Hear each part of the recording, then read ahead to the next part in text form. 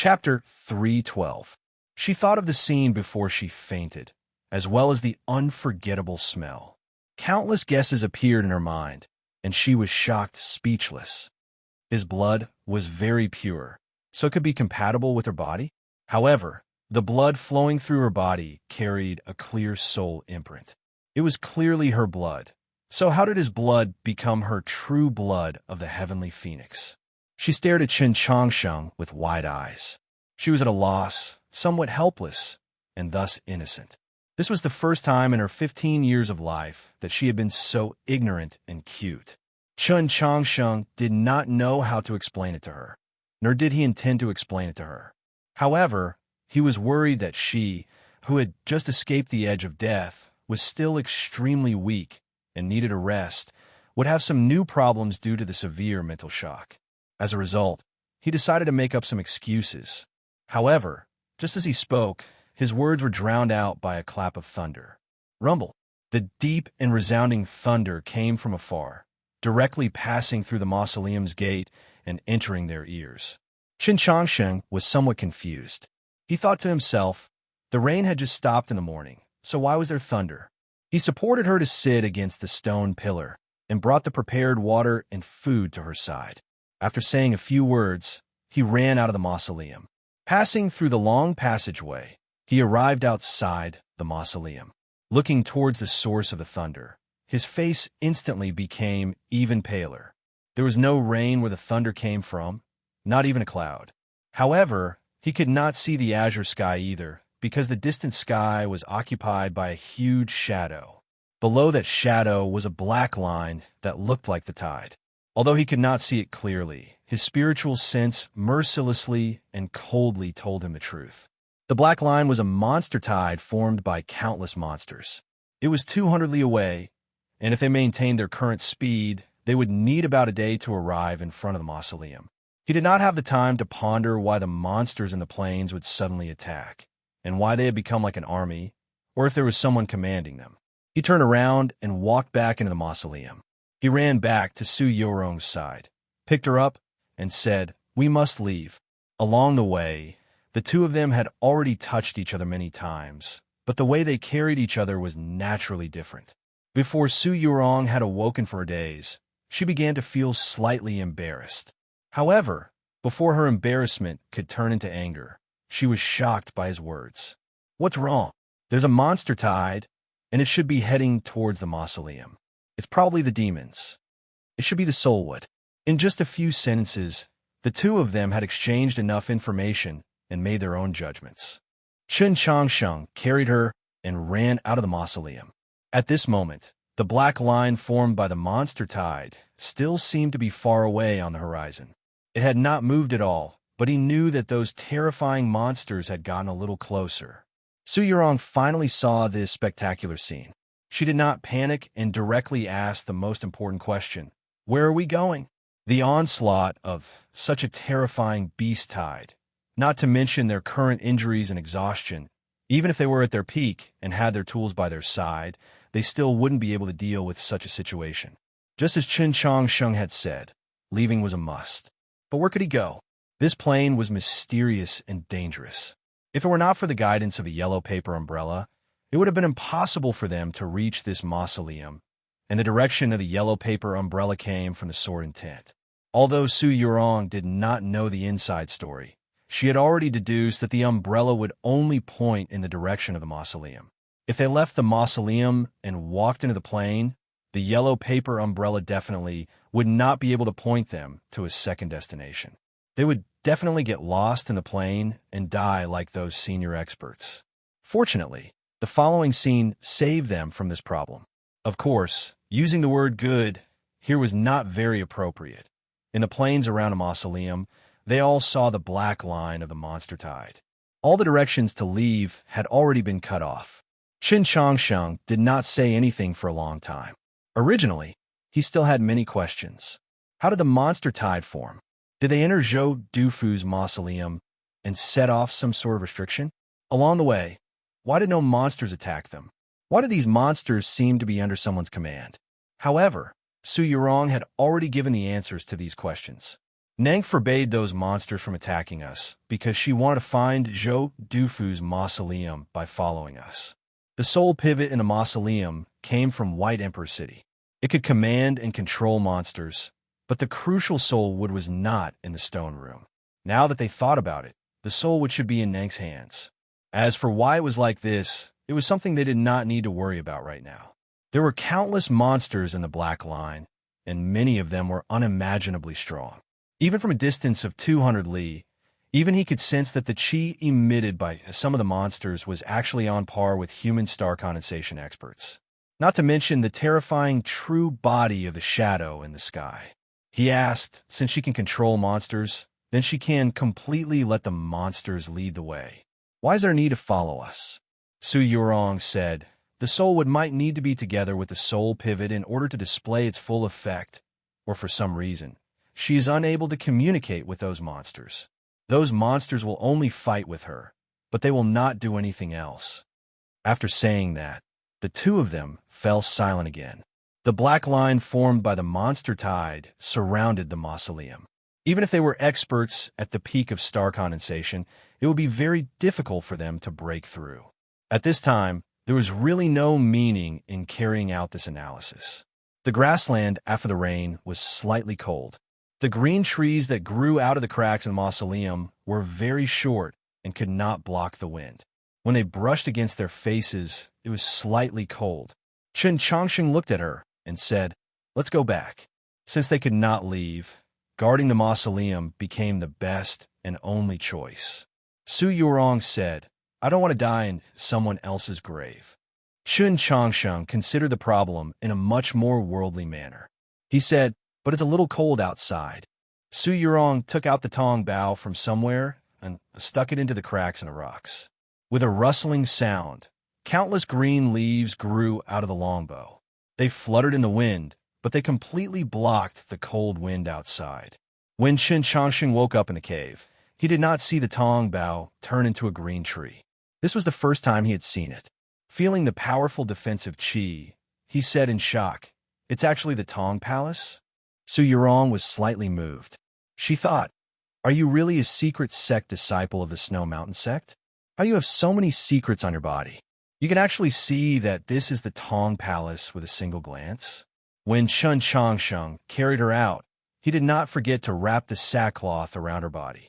At this moment, he spread the sackcloth on the ground and helped her sit down. He said, since you don't want to go in, it's fine to look around here. It would be difficult to escape with one's life. It would still be a road to death. Su Yurong, who had just walked past the edge of death, saw her true nature. Her state of mind was unprecedentedly clear. She did not think about the secrets Chen Chongsheng was hiding. She was calm and indifferent. If I had known it would be like this, I wouldn't have done those things before. It's such a waste. Chen Chongsheng did not agree with her view. He said, being able to live even a moment longer is good. Let alone a day, even if it's an hour, a breath, or even a moment, it's all good. Su Yurong felt his sincerity. She thought to herself, this was a person who loved and cherished life. Only this kind of person will be so kind, right? He really was a good person. Thank you for your blood. Thinking about the scene she had seen and the smell she had smelled, even though she was in a tranquil state of mind where she had just seen her true nature for the first time, her expression still changed subtly. She looked at him with a somewhat complicated gaze. I know what you're thinking. Chen Chongsheng was silent for a while and said, there's a problem with my blood. I don't know what the problem is, but anyone who smells my blood, or any other life, wants to eat me. No one can resist this temptation. Besides the fact that his meridians were broken and his life was dim, he would die at the age of 20. This was his biggest secret. He never said it to Luo or Tang 36, but at this moment, he said it calmly in front of Su Yurong. This did not mean that his trust in this girl had surpassed Luo and Tang 36. It was because the current environment was special and the situation was special. It was just like when he first saw the black dragon in the underground. Under the pressure of death, people were always willing to say something. Hearing his words, Su Yurong said, I don't have that kind of thought. Chen Chongsheng laughed and said, what a competitive girl.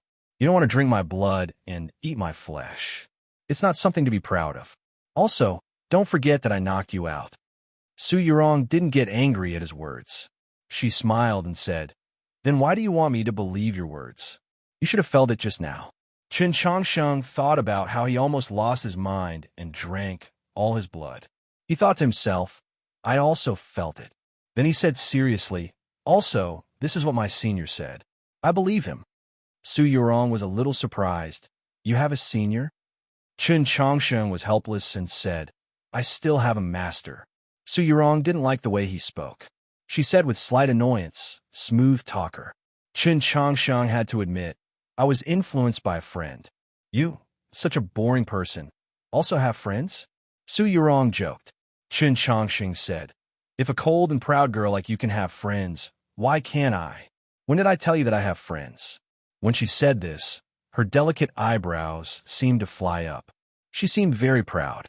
This was anger, or childishness, or anger. In any case, Chen Changsheng didn't understand that there was nothing to be proud of when you don't have friends. Once again, he felt that this genius girl of the elf race was a little lonely and pitiful. He smiled and asked, "Then do I count?" Su Yurong didn't expect to hear this. She looked at him and smiled. "Yes. What time do you think the next chapter will be?" "Also Monday." "Oh, don't forget to vote for me." Chapter 3:13. Hearing this answer, Chen Changsheng somehow felt happy and proud. He said, "Thank you." Su Yurong said, "You're welcome. Anyway, I have my senior. I believe everything he says." Chen Changsheng changed the topic again. Su Yurong asked seriously, "About your blood, what did your senior say?" Chen Changsheng said, "Senior said, only saints can resist the temptation of my blood." Su Yurong thought, "Why are you so stubborn?" So the conversation continued. "Since your blood wasn't sucked dry, it means no one can resist this temptation. There is..." "Who?" "Senior. You are still alive? It means he didn't suck your blood, but didn't he say only saints can resist this temptation?" "Yes, my senior is a saint." At this moment, the scene finally quieted down. Chen Changsheng and Su Yurong looked at each other, not knowing how to continue. Actually, they were not good at chatting. At this moment, before death, they wanted to have a happy conversation, but not only did they not achieve their goal, they seemed a bit stiff and clumsy. Both of them sighed inwardly at the same time, then turned their heads and looked away. Su Yurong looked at the real world on the other side of Green Leaf, looked at the black line formed by the monster tide far away from the grassland, and asked, "When will they arrive?" Chen Changsheng said, "Should be before dusk." Su Yurong was quiet for a while, then said, "So, this is our last day." Chen Changsheng was a person who was very sensitive to time, so he corrected, "It's the last day." Su Yurong smiled and didn't argue with him anymore. Chen Changsheng felt her current mood and said after a moment of silence, "Senior said, if you work hard to the end and still can't change your fate, then you can only experience or enjoy what fate brings to you." Su Yurong finally knew the origin of the words he said to her that night in the temple. After a moment of silence, she felt that this simple sentence was not simple at all. She had a very high opinion of Chen Changsheng. Seeing how respectful he was towards that senior, she felt that this senior was not a normal person. The Xiaoxing world thought that the Snow Mountain sect had already declined. Who would have thought that there were still so many outstanding young disciples? As she thought of these things, she very naturally thought of her fellow disciples. Her life as a student in the 13 divisions of Radiant Green had long since passed, and she was the only disciple in the inner sect of South Stream Temple. On the contrary, she was more familiar with the disciples of the Longevity sect, especially the Mountley Sword sect. Moreover, she was of the same lineage as them, so they had always referred to each other as martial brothers and sisters. "I also have a senior." She was naturally talking about Qiushan Jun. Then she was quiet for a long time. Qiushan Jun had always been very good to her during the years she had been cultivating in the south. He was so good that she didn't even notice it, and she didn't feel uncomfortable at all. Everyone said that they were an immortal couple, and she also knew that Qiushan Jun loved her deeply. She could not help but think, if she were to die in the Garden of Zhou, just how sad and sorrowful would he be. And then, Qin Chang Sheng did not understand why she had suddenly become quiet and asked. Su Yu Rong said, "In that temple, we discussed the word perfection. You said that it is impossible for there to be a perfect person in the world, and I admit that it is reasonable, but my senior is the person closest to perfection that I have ever seen in my life." Qin Chang Sheng thought, "I also think that my senior is very perfect, but in the eyes of the world, he is only an abnormal person. And my senior treats me very well." Su Yurong looked into his eyes and said. It was unknown why she added this sentence. Qin Chang Sheng also did not know, nor did he know why, after hearing this sentence, he felt a little sour. Even the sentence that he said next was a little sour. This sourness was not reflected in the words, but in the tone of his voice. There was a kind of deliberate indifference and disregard. "So, you like him?" He calmly looked in her eyes and asked. At this moment, he felt that he was very strong. If it was any other time, and another young man asked this kind of question, Su Yurong obviously would not answer. But right now, she was on Zhou Dufu's mausoleum, and the one asking was him, or perhaps she had been waiting for him to ask this question, using the pressure of death and his words to clearly see her true heart. She very seriously and carefully asked herself in her heart, and then gave an answer. She did not say anything, and only shook her head. Qin Chang Sheng's extremely faint hint of sourness did not disappear because she still thought about it. He had never experienced the matters between a man and a woman, so he did not understand. It was because this was the answer that she came up with after serious thought that it was worthy of him being happy. He thought about it and asked, "He likes you?" This time, Su Yurong did not think for too long and directly nodded. She did not think that this kind of behavior would make her seem a little proud, because what she said was the objective truth. Qin Chang Sheng calmed himself down and acted a little confused, but in reality, he just wanted to make himself a little happier. He continued to ask, "Since he is perfect, and he likes you, why don't you accept?" Su Yurong had obviously answered similar questions before, but it was unknown whether the person who asked her before was Shuang, or the saintess, or herself. In short, her answers were very calm and smooth. First of all, no matter how strong he is not as strong as me. Before she finished her words, she was met with Qin Chang Sheng's objection. At this moment, he completely forgot his own position. Just like that day in the temple, he felt that this young girl's concept had a huge problem. He wanted to change her concept so that she could live a happier life, but he did not remember that the monster wave was coming. Your mentality is wrong. Making friends is not fighting. What does it matter who is strong or weak? Su Yurong did not know what was going on in his mind. After thinking about it, she said, "What you said is reasonable. As a partner for Xiao Xing, his strength is enough. It can even be said that among people of the same age, it is very difficult for me to find someone more suitable than him. But the road of Xiao Xing is so long. Since we're going to be together for a long time, we have to find someone who suits us." Qin Changsheng looked at her bright eyes and said seriously, "I support you." Su Yurong smiled and did not say anything. She thought to herself, this kind of thing does not need other people's support. Those are all very good people, but I just do not like them. Senior is good in everything, but I just cannot be moved. This is the only reason. The poison gradually faded. At this moment, she was still weak. Her face was very pale and could not be considered beautiful. But the smile in her eyes, to Qin Chang Sheng, was very beautiful. It directly moved his heart. Moved is a very mysterious word, very difficult to describe. The human heart is beating all the time. Then what is called moved is the faster the heart beats, the more moved. Zhixio's heartbeats would increase every once in a while, but that was an illness. Qin Changsheng also did not know, but he knew that at this moment he was moved. Today is Monday. I very seriously ask everyone to vote for me. Thank you. Tomorrow there will only be one chapter. That chapter will be my favorite chapter since writing Choosing Heaven. It is also where all of my hobbies lie. It is the content that I have prepared for a long time. This, I really cannot care if everyone likes it or not, because I like it too much. Of course, if you can also like it, then that is the best.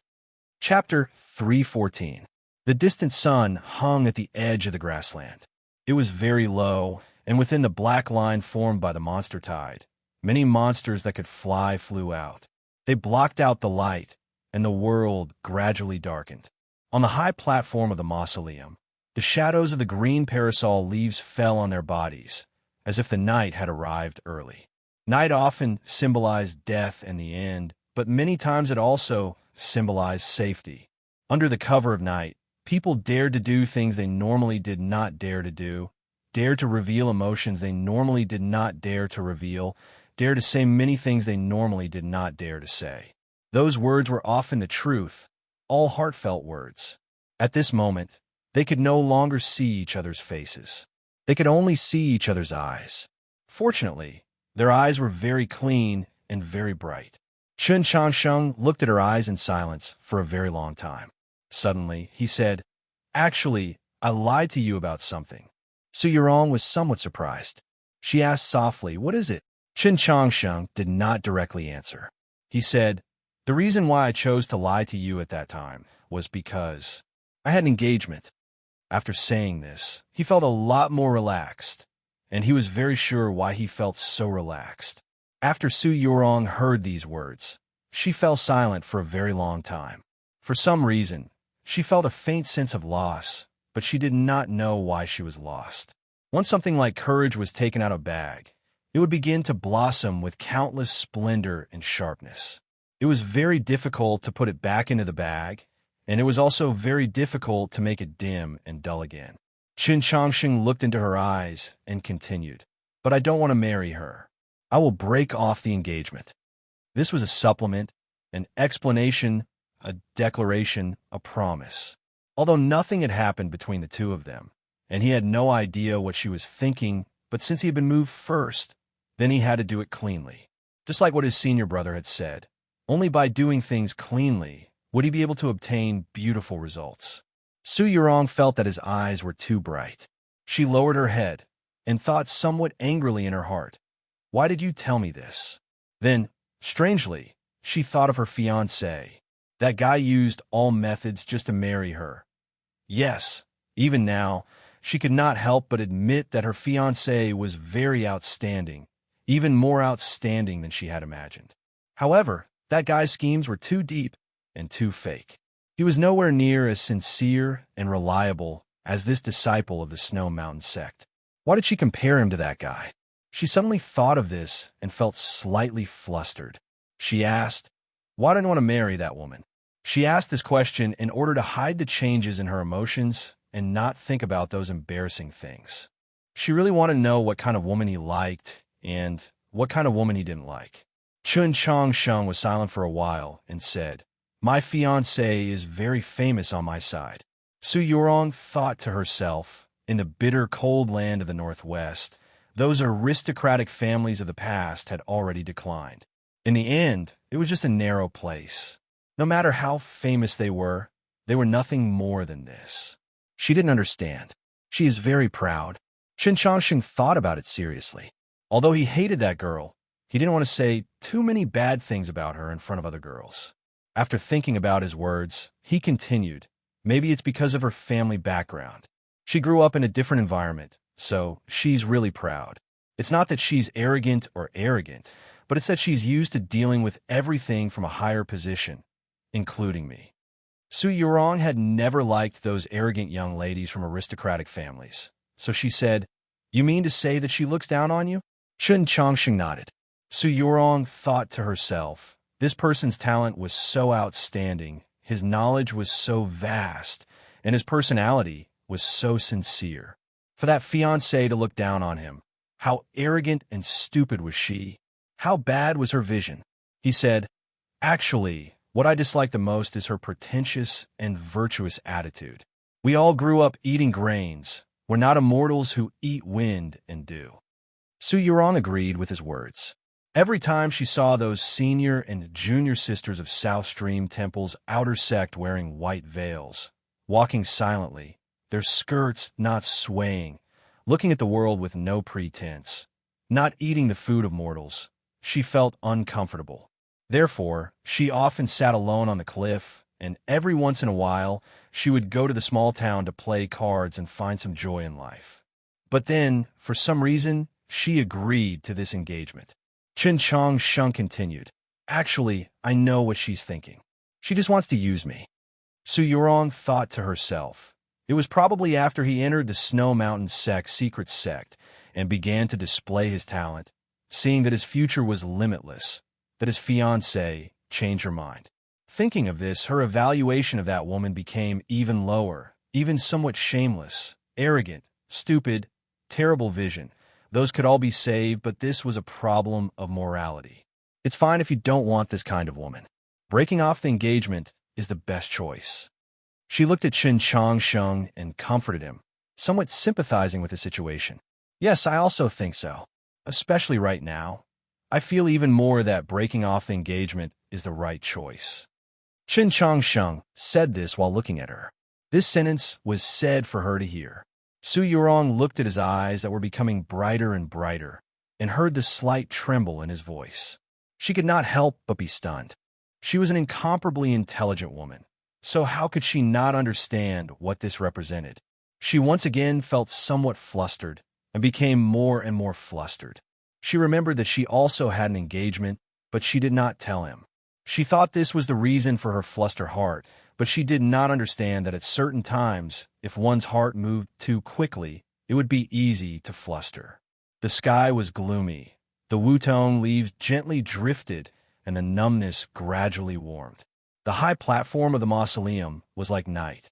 For a very long time, there was no sound. Actually, I also have an engagement. On the high platform, shrouded in darkness, Su Yurong's voice was very soft. If one did not listen carefully, it would be easily drowned out by the swaying leaves on the wutong tree. Chen Changsheng's voice was clearly very shocked. He had not expected it at all, and then it quickly became as calm as water. Is that so? So that's how it is. Perhaps because the emotions revealed in his voice were too obvious, anyone could hear his disappointment and sorrow. So Su Yurong's second sentence immediately followed. She spoke rather quickly and hurriedly, but the meaning in her voice was very certain and did not waver in the slightest. But I also don't want to marry him, and I definitely won't marry him. It was also an explanation, a supplement to the declaration. Then could it be a promise? The high platform in the darkness once again quieted down. After a while, Chen Changsheng began to chuckle.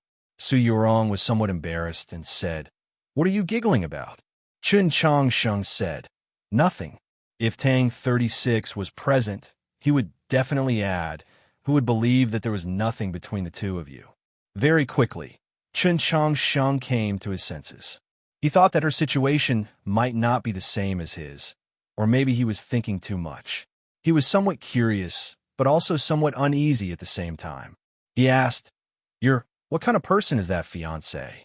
Su Yurong said softly, "I've known him for many years. Although I almost forgot about his existence later, I actually knew him when I was very young. I remember very clearly that he was a very annoying child at that time." Chen Changsheng faked a righteous expression and said, "Little boys are often very annoying. I am no exception." Su Yurong said, "Anyway, because of a certain matter, I decided to ignore him. I didn't think that after a few years, he would bother me again." Chen Changsheng thought that this kind of behavior was indeed somewhat lacking in self-respect. On our side, an engagement is a very important matter. Moreover, this engagement was arranged by the elders, so it is very difficult to simply cancel the engagement. Su Yurong thought that he was a disciple of the Snow Mountain sect located in the northwest. The "on our side" in this sentence naturally referred to the Central Plains. From Chen Changsheng's ears, he thought that she was talking about the Yao region where the elves lived. He thought that the elves had gone through so many hardships that the number of elves remaining in the world was very small. Reproduction was the most important thing. Only allowing people of the same race to marry was unavoidably harsh, but to a young girl who yearned for love, it was indeed a bit cruel. Since many years have passed, could it be your fiancé hasn't changed for the better? No, that guy's personality hasn't changed at all. In fact, it has become even worse. Su Yurong thought about the matter that Shuang Er mentioned in the letter. The more she spoke, the more depressed she became. I have to admit, that guy is indeed very outstanding in some aspects, but he also has many flaws that people can't accept. This was the first time Chun Chong Sheng heard such a hateful voice from her. He thought that it seemed that she really hated that fiancé. On the surface, he seems to not care about the affairs of the world, kind and honest. But in reality, his schemes run deep, and he is good at using money and power. As she said these words, Su Yurong thought about how that guy had just entered the capital. For some reason, he had connected with the Bureau of Ecclesiastic Education and entered the Orthodox Academy as a student. Using the conflict between the old imperial clan and the Divine Empress, he had stirred up countless storms, allowing him to gain a firm foothold in the capital and obtain enormous benefits.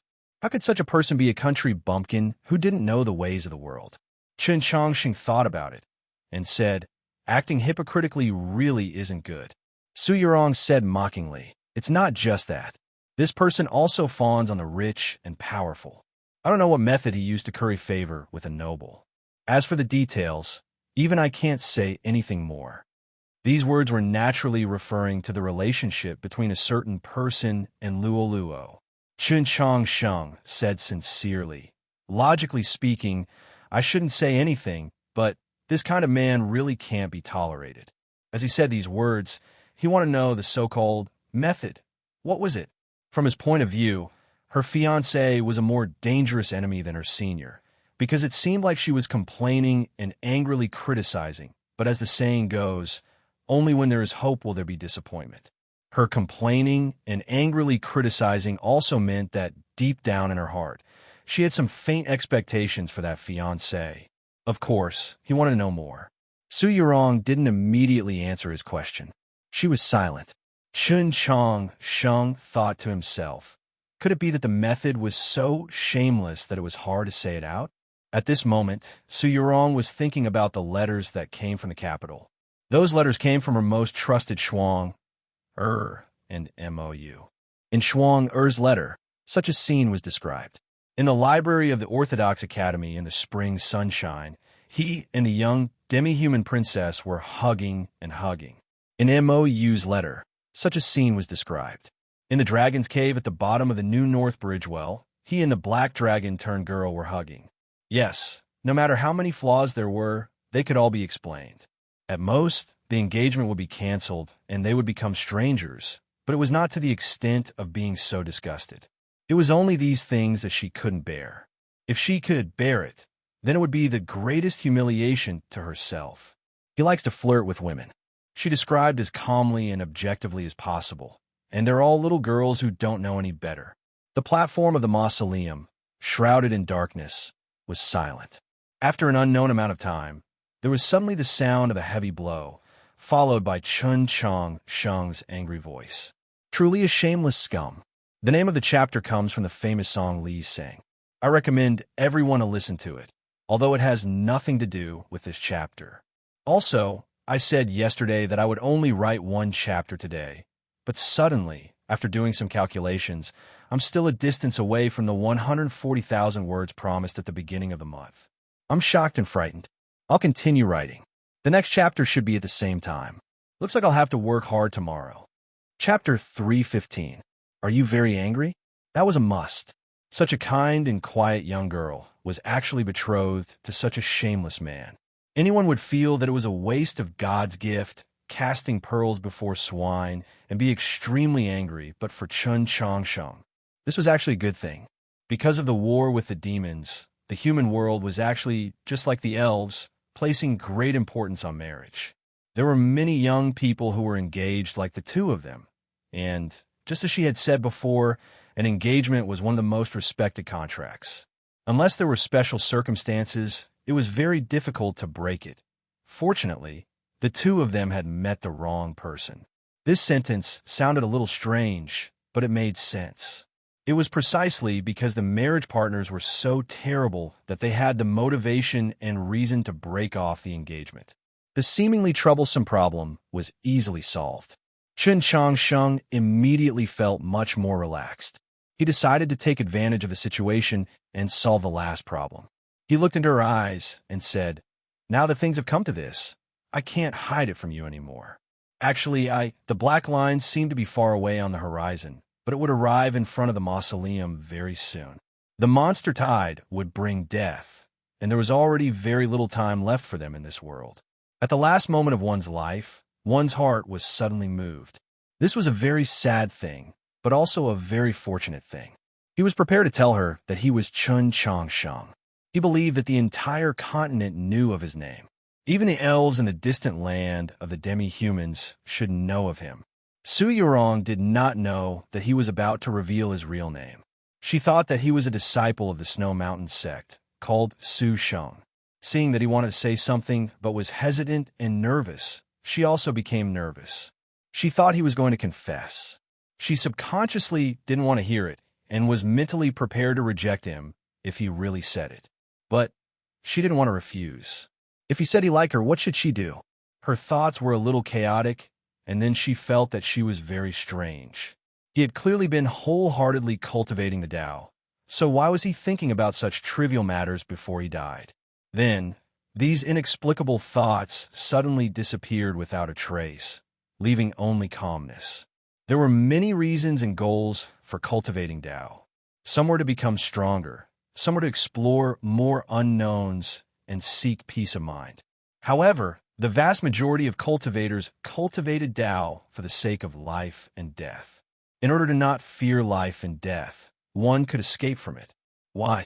This was because there was great fear between life and death, 100 years of loneliness, and an eternity of oblivion. Not long ago, she, who was in the prime of her youth, had just taken a trip between life and death.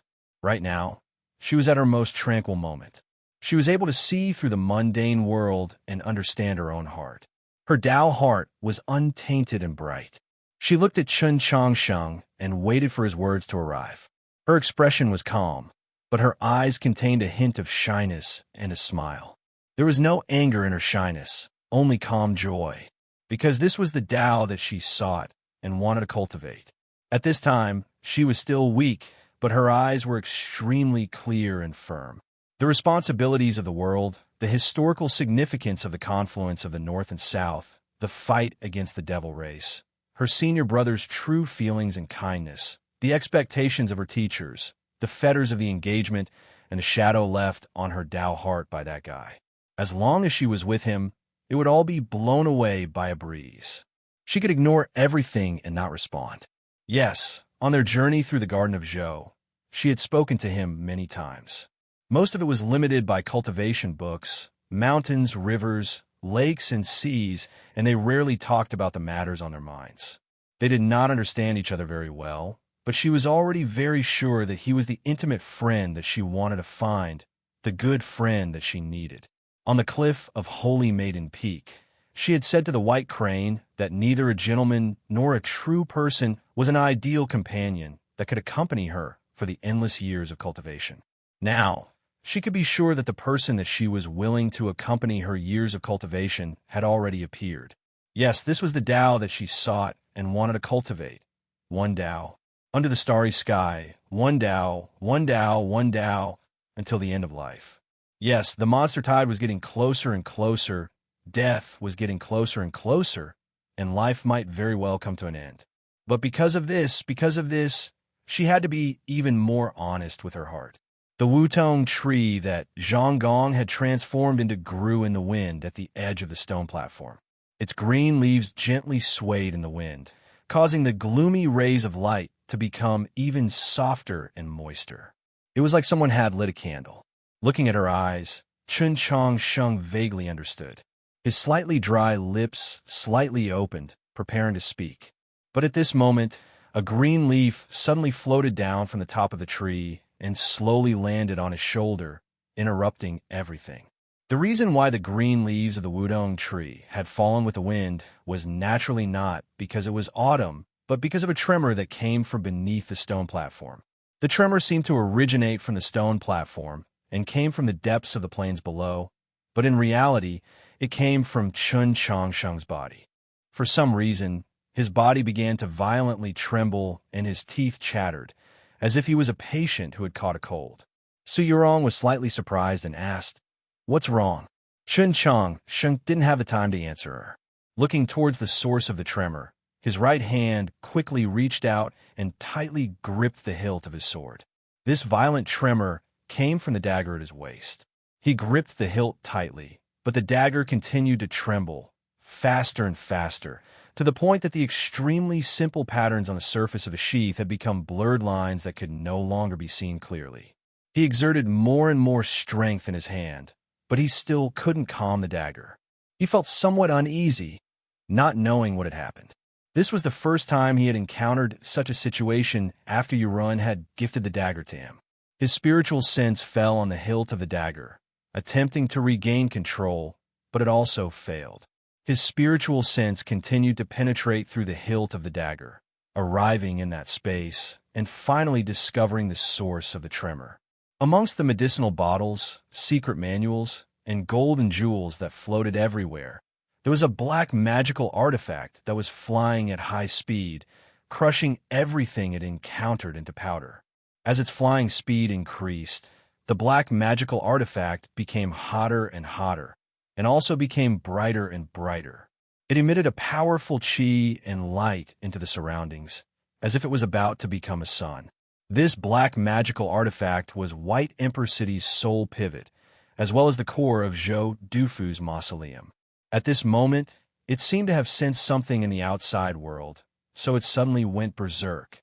If Chun Changsheng's current cultivation was a little higher, and his spiritual sense a little stronger, perhaps he could attempt to use his control over space to forcefully suppress the berserk soul pivot, but the current him did not have this ability. He could not even make the soul pivot calm down a little. If he continued to try, he would not succeed no matter how much time passed. It was even extremely likely that the space would be severely damaged. There was no other way, so he could only give up. Using his spiritual sense, he released the black soul pivot. With a buzzing sound, the black soul pivot appeared on the stone platform. It shone with great light, illuminating every vein on the green leaves of the wutong tree. It released an unimaginable pressure, making breathing difficult for Su Yorong and Chun Changsheng, especially since Su Yorong's injuries had not healed yet. Her face was pale and extremely weak. Fortunately, the soul pivot did not stay on the stone platform for a long time, nor did it launch an attack toward the two of them. Even more fortunately, and even more incomprehensible, was that the soul pivot had clearly sensed something approaching the mausoleum of Zhou, which was why it had gone berserk. However, it did not attempt to break through the green leaves of the wutong tree to meet it. Instead, it turned into a stream of light and flew towards the depths of the mausoleum. Chun Changsheng and Su Yorong glanced at each other, understanding the meaning in each other's eyes. He carried her on his back and followed the stream of light, once again entering the mausoleum. In the depths of the mausoleum, it was spacious and gloomy. The huge black nightmare sarcophagus was quietly displayed in the center of the great hall like a mountain. The black soul pivot floated in the air in front of the black nightmare sarcophagus. It did not move at all and emitted a faint light, just like a life lamp. When Chun Changsheng and Su Yorong returned to the mausoleum, they saw this scene. Faintly, they could even hear a few sounds. The sounds were very faintly discernible, very gloomy, as if it came from the abyss or the sea of stars. It was like the murmur of a human, but also like a gloomy, mournful music. The sounds that came from the gloomy space were clearly indistinct, and the music was not continuous. It was impossible to hear the melody and content clearly, but they could all feel the content that the music and sound wanted to convey. The soul had returned. Chun Changsheng looked at the soul pivot in front of the black nightmare sarcophagus. After a moment of silence, he asked, "Did you hear it?" Su Yorong gave a light sound of agreement and said, "It's not an auditory hallucination. It should be the remnant chi of some formation." Just what did it sense?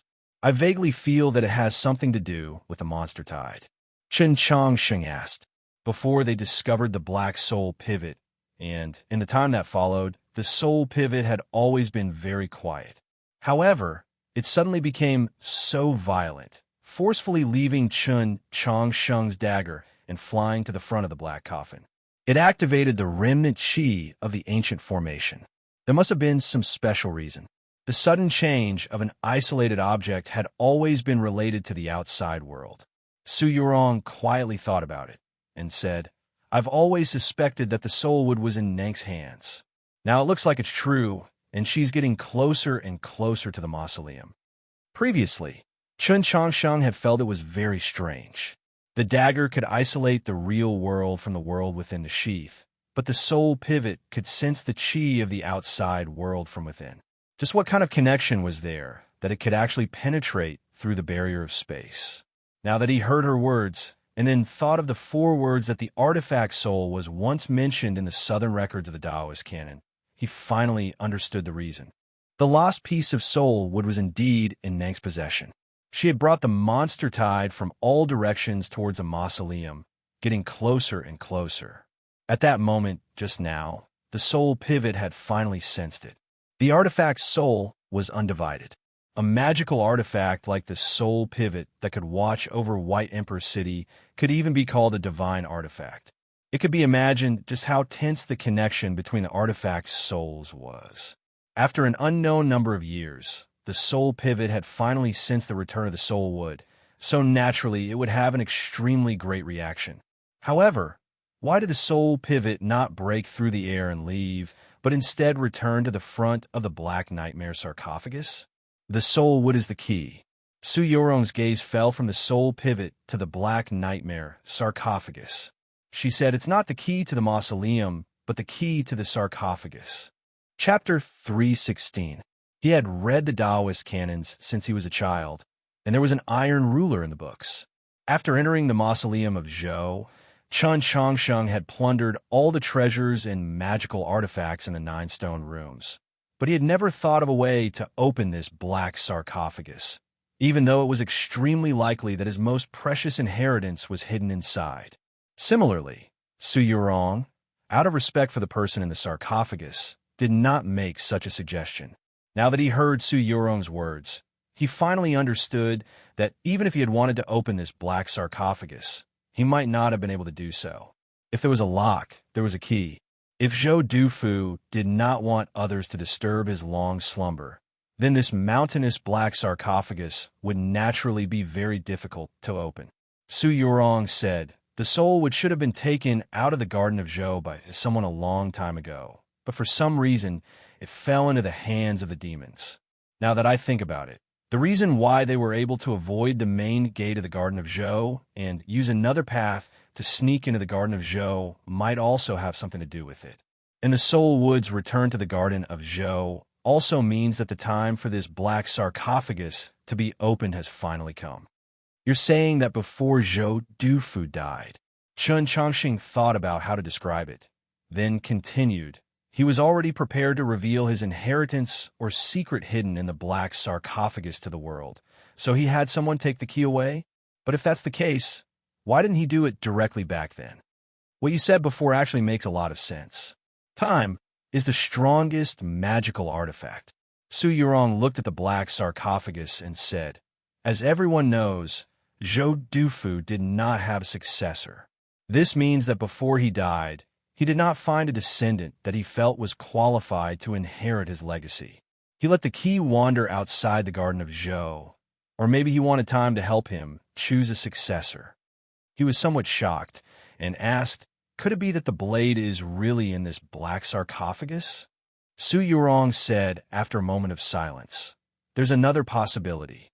Just like you said, this black sarcophagus does not have Zhou Dufu's legacy, but it does have his secret. Chun Changsheng said in confusion, I was just saying casually, could there really be some secret? Su Yurong looked into his eyes and said, whether Zhou Dufu is dead or not, this in itself is the most important secret of the world for 1,000 years. Chun Changsheng thought of Zhou Dufu's deeds that had long become stories, legends, or even myths. His gaze towards the black lotus sarcophagus became more serious. There was only solemnity, seriousness, and some nervousness, but there was no burning passion. Regarding the treasures and the inheritance of the experts of the previous generation, whether it was him or Su Yurong, they were both somewhat indifferent. This kind of calmness couldn't even be described as calmness beyond his age.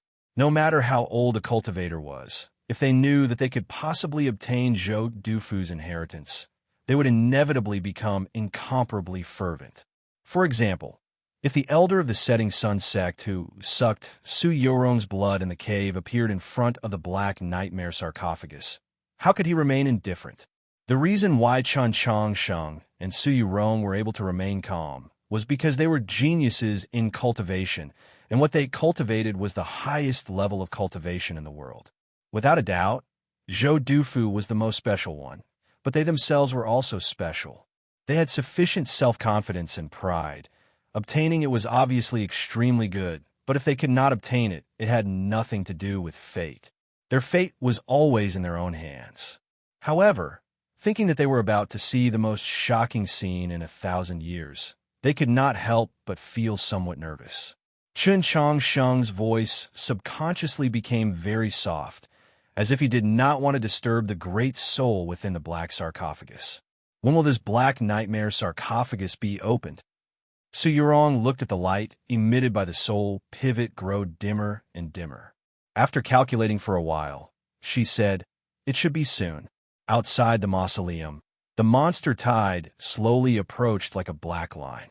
The key to opening the Black Nightmare sarcophagus had already awakened the soul pivot. The opening of the Black Nightmare sarcophagus was right in front of them. Right before their eyes, the upper half of the Black Nightmare sarcophagus began to slowly slide. In the gloomy and spacious mausoleum, a great gale blew. The light emitted by the soul pivot became even dimmer, as if it was a candle that could be extinguished at any time. Chen Changsheng shifted to the side, ensuring that he completely blocked her body. The dagger had already been unsheathed and was tightly grasped in his hand. Rumble! The huge Black Nightmare sarcophagus slowly opened. The heavy lid and the body of the coffin emitted a terrifying grinding sound. It really was like the rumble of thunder.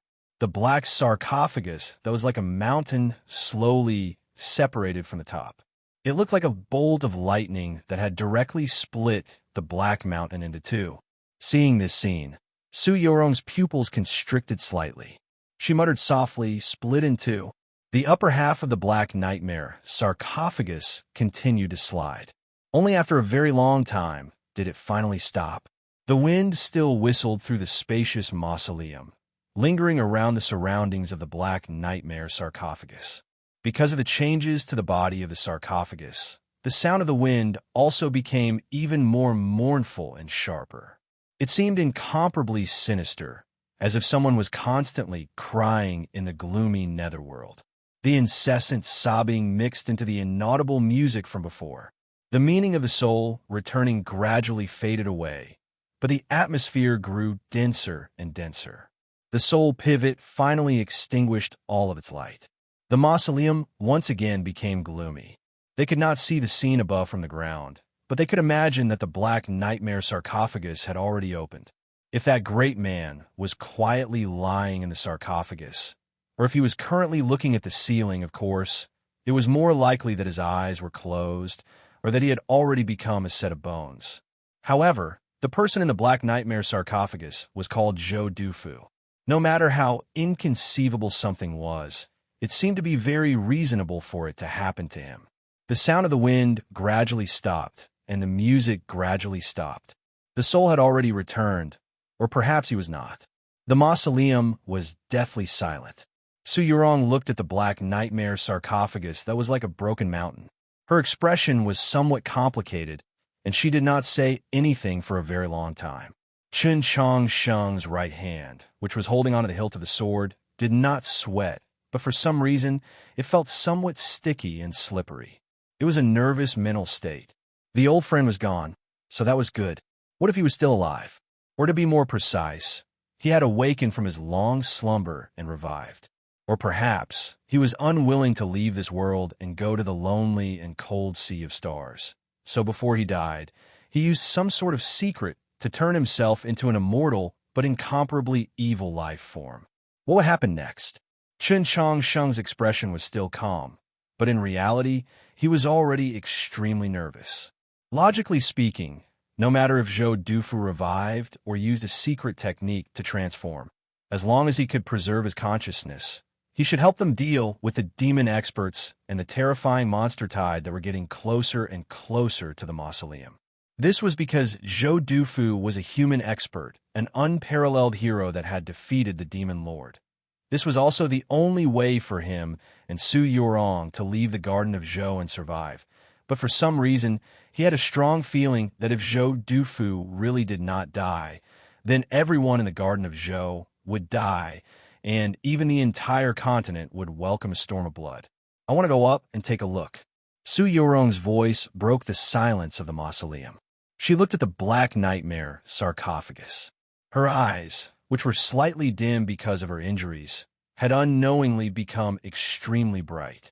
Chun Changsheng supported her and walked in front of the black nightmare sarcophagus. He raised his head to look at it for a while, confirmed the route to climb, and carried her on his back. After a while, they stood at the edge of the broken cliff of the Black Mountain and looked inside. The space inside the Black Nightmare sarcophagus was extremely large. Let alone a single person, it was completely enough to hold a concert and invite over a dozen girls to sing. But right now, there was not even a single person in the Black Nightmare sarcophagus. Not a single person. There was no one. The Garden of Zhou was Zhou Dufu's world. This mausoleum was his palace of death. The dangerous and mysterious plains of the unsetting sun was the mausoleum that surrounded the mausoleum. Those incomparably powerful monsters were the mausoleum guards. It was very obvious that he did not want anyone to disturb his long slumber, except for the key that had wandered outside the Garden of Zhou and chosen a new master with the help of time. However, he did not sleep in the Black Nightmare sarcophagus. There was still no one who had seen his remains. His life or death was still unknown. There was an extremely high chance that he was still alive. This was the true secret of the Garden of Zhou. This was the true secret that the plains of the unsetting sun wanted to protect. The Black Nightmare sarcophagus did not have the remains of that imposing man, but this did not mean that the sarcophagus was empty. The sarcophagus was filled with leaves carved from crystals, green grass carved from top-quality jadeite, and rouge stones condensed from earth essence fire. They were casually scattered about. There were countless treasures in the Black Nightmare sarcophagus. Ever since she was young, Su Yurong had come and gone as she pleased from the Imperial Palace and the Li Palace. Afterwards, she studied at Holy Maiden Peak, so she had seen countless treasures. Although Chen Changsheng had lived a simple life when he was young, he had also gone to the Palace of Great Clarity and the Li Palace. He had even seen the golden sea coral trees and the starry sky decorated with night pearls in the Black Dragon Catacombs. As a result, when they saw the treasures in the 9 stone rooms, they were not moved. However, at this moment, they were truly somewhat shocked, because there were too many treasures in the Black Nightmare sarcophagus, and it was too wasteful. The crystals carved into leaves could not even retain 1/10 of their original effect. The top-quality jadeite that could clearly be used to make countless beautiful works of art was all carved into leaves, not to mention the rouge stones condensed from earth essence fire. If this was not a reckless waste of natural resources, then what was? What shocked them the most was that those leaves, grass, and stones were not even the least bit beautiful. The treasures in the Black Nightmare sarcophagus gave off a faint light into the gloomy mausoleum, but only made people feel that it was tacky. These treasures that were buried together with the dead were definitely enough to match even the most powerful of nobles or the most powerful of cultivators. However, how could they match the owner of the Black Nightmare sarcophagus? In the imagination of the common people, Zhou Dufu should have been a perfect person, especially in the aspect of his aura. He would inevitably overlook the mountains and rivers and ignore the sea of stars. Whether it was the Garden of Zhou, the plains of the unsetting sun, or this magnificent mausoleum, they were all proof. How could such a person fill his sarcophagus with these extremely valuable but extremely crude treasures? Standing at the edge of the Black Nightmare sarcophagus and looking at the golden leaves, green grass, and blood rouge inside, Chen Changsheng could not help but shake his head. His eyes were pierced by the glint of treasures emitted from the sarcophagus, and he said, "Why do I feel that the aura of treasures is fierce? Aura of Treasures was a dialect of Wenshui. In the Orthodox Academy, Tang 36 often used these two words to describe the Tianhai clan and the elders in the court. Chen Changsheng had heard it many times, so he naturally remembered it. Su Yorong's focus was clearly not on the methods used to flaunt wealth within the sarcophagus. She looked at the completely empty black sarcophagus, and after a moment of silence, she said, "All the cultivators that enter the Garden of Zhou want to find the mausoleum of Zhou the most. I am no exception, but I've thought many times. If I enter the mausoleum of Zhou, the thing I want to do the most is to confirm whether or not he is dead." Because of these words, she thought of many things. Before entering the Garden of Zhou, she had been entrusted with a task by her elders, and her shoulders once again became heavy. Previously on the stone platform, because of Chun Changsheng's clear eyes, she had temporarily forgotten about everything. Because of this black nightmare sarcophagus, they had all returned to her. Although the inheritance of the orthodoxy, the confluence of the north and south, and the resistance against the demons were not tied to her alone. Because of this new discovery, she had to do something. "If you can leave the Garden of Zhou alive." She looked at Chun Changsheng and very seriously requested, "Please, you must tell the world that he might still be alive." As she spoke, her complexion was very pale. This had nothing to do with her unhealed injuries, but rather because her spiritual world had been shaken. Before the black nightmare sarcophagus had opened, Qin Changxing had also felt an indescribable fear toward Zhou Dufu. Now, hearing her serious request and seeing her pale complexion, his confusion deepened. He thought to himself, Zhou Dufu is a heroic figure. So why is it that no matter if it's her or me, we don't have that kind of admiration for a senior expert? Instead, we're very vigilant? He's a hero, but also a demon. Su Yurong looked at him and said, "Back then, he traveled to the far north and heavily injured the demon lord with a single blade. At that time, he was a hero. For the sake of advancing on the Tao, he killed countless human experts. He was cold-blooded, heartless, and extremely cruel. At that time, he was a demon. Calling him an ambitious and ruthless person is actually more appropriate. If he's still alive and really reappears in the world, I'm afraid that the continent will sink into great turmoil and chaos." Although Qin Changshan was familiar with the Taoist canons, he did not have much understanding of the history of that time. He did not have any understanding of Zhou Dufu's personality either. Seeing her face filled with worry, he explained, "Not seeing his remains does not mean that he's still alive. For such a legendary figure, returning to the Sea of Stars and not leaving behind a body is also possible. But his blade is also not in this black nightmare sarcophagus." Su Yurong said. Hearing this, Qin Changsheng fell silent. Yes, that blade was also not here. Zhou Dufu had relied on that blade to become invincible throughout the world. The blade's name was Having. Having with a blade. Before the edge of the blade, no matter how strong the opponent, no matter how sturdy the divine weapon, or even the boundless earth, they would all be cut in two.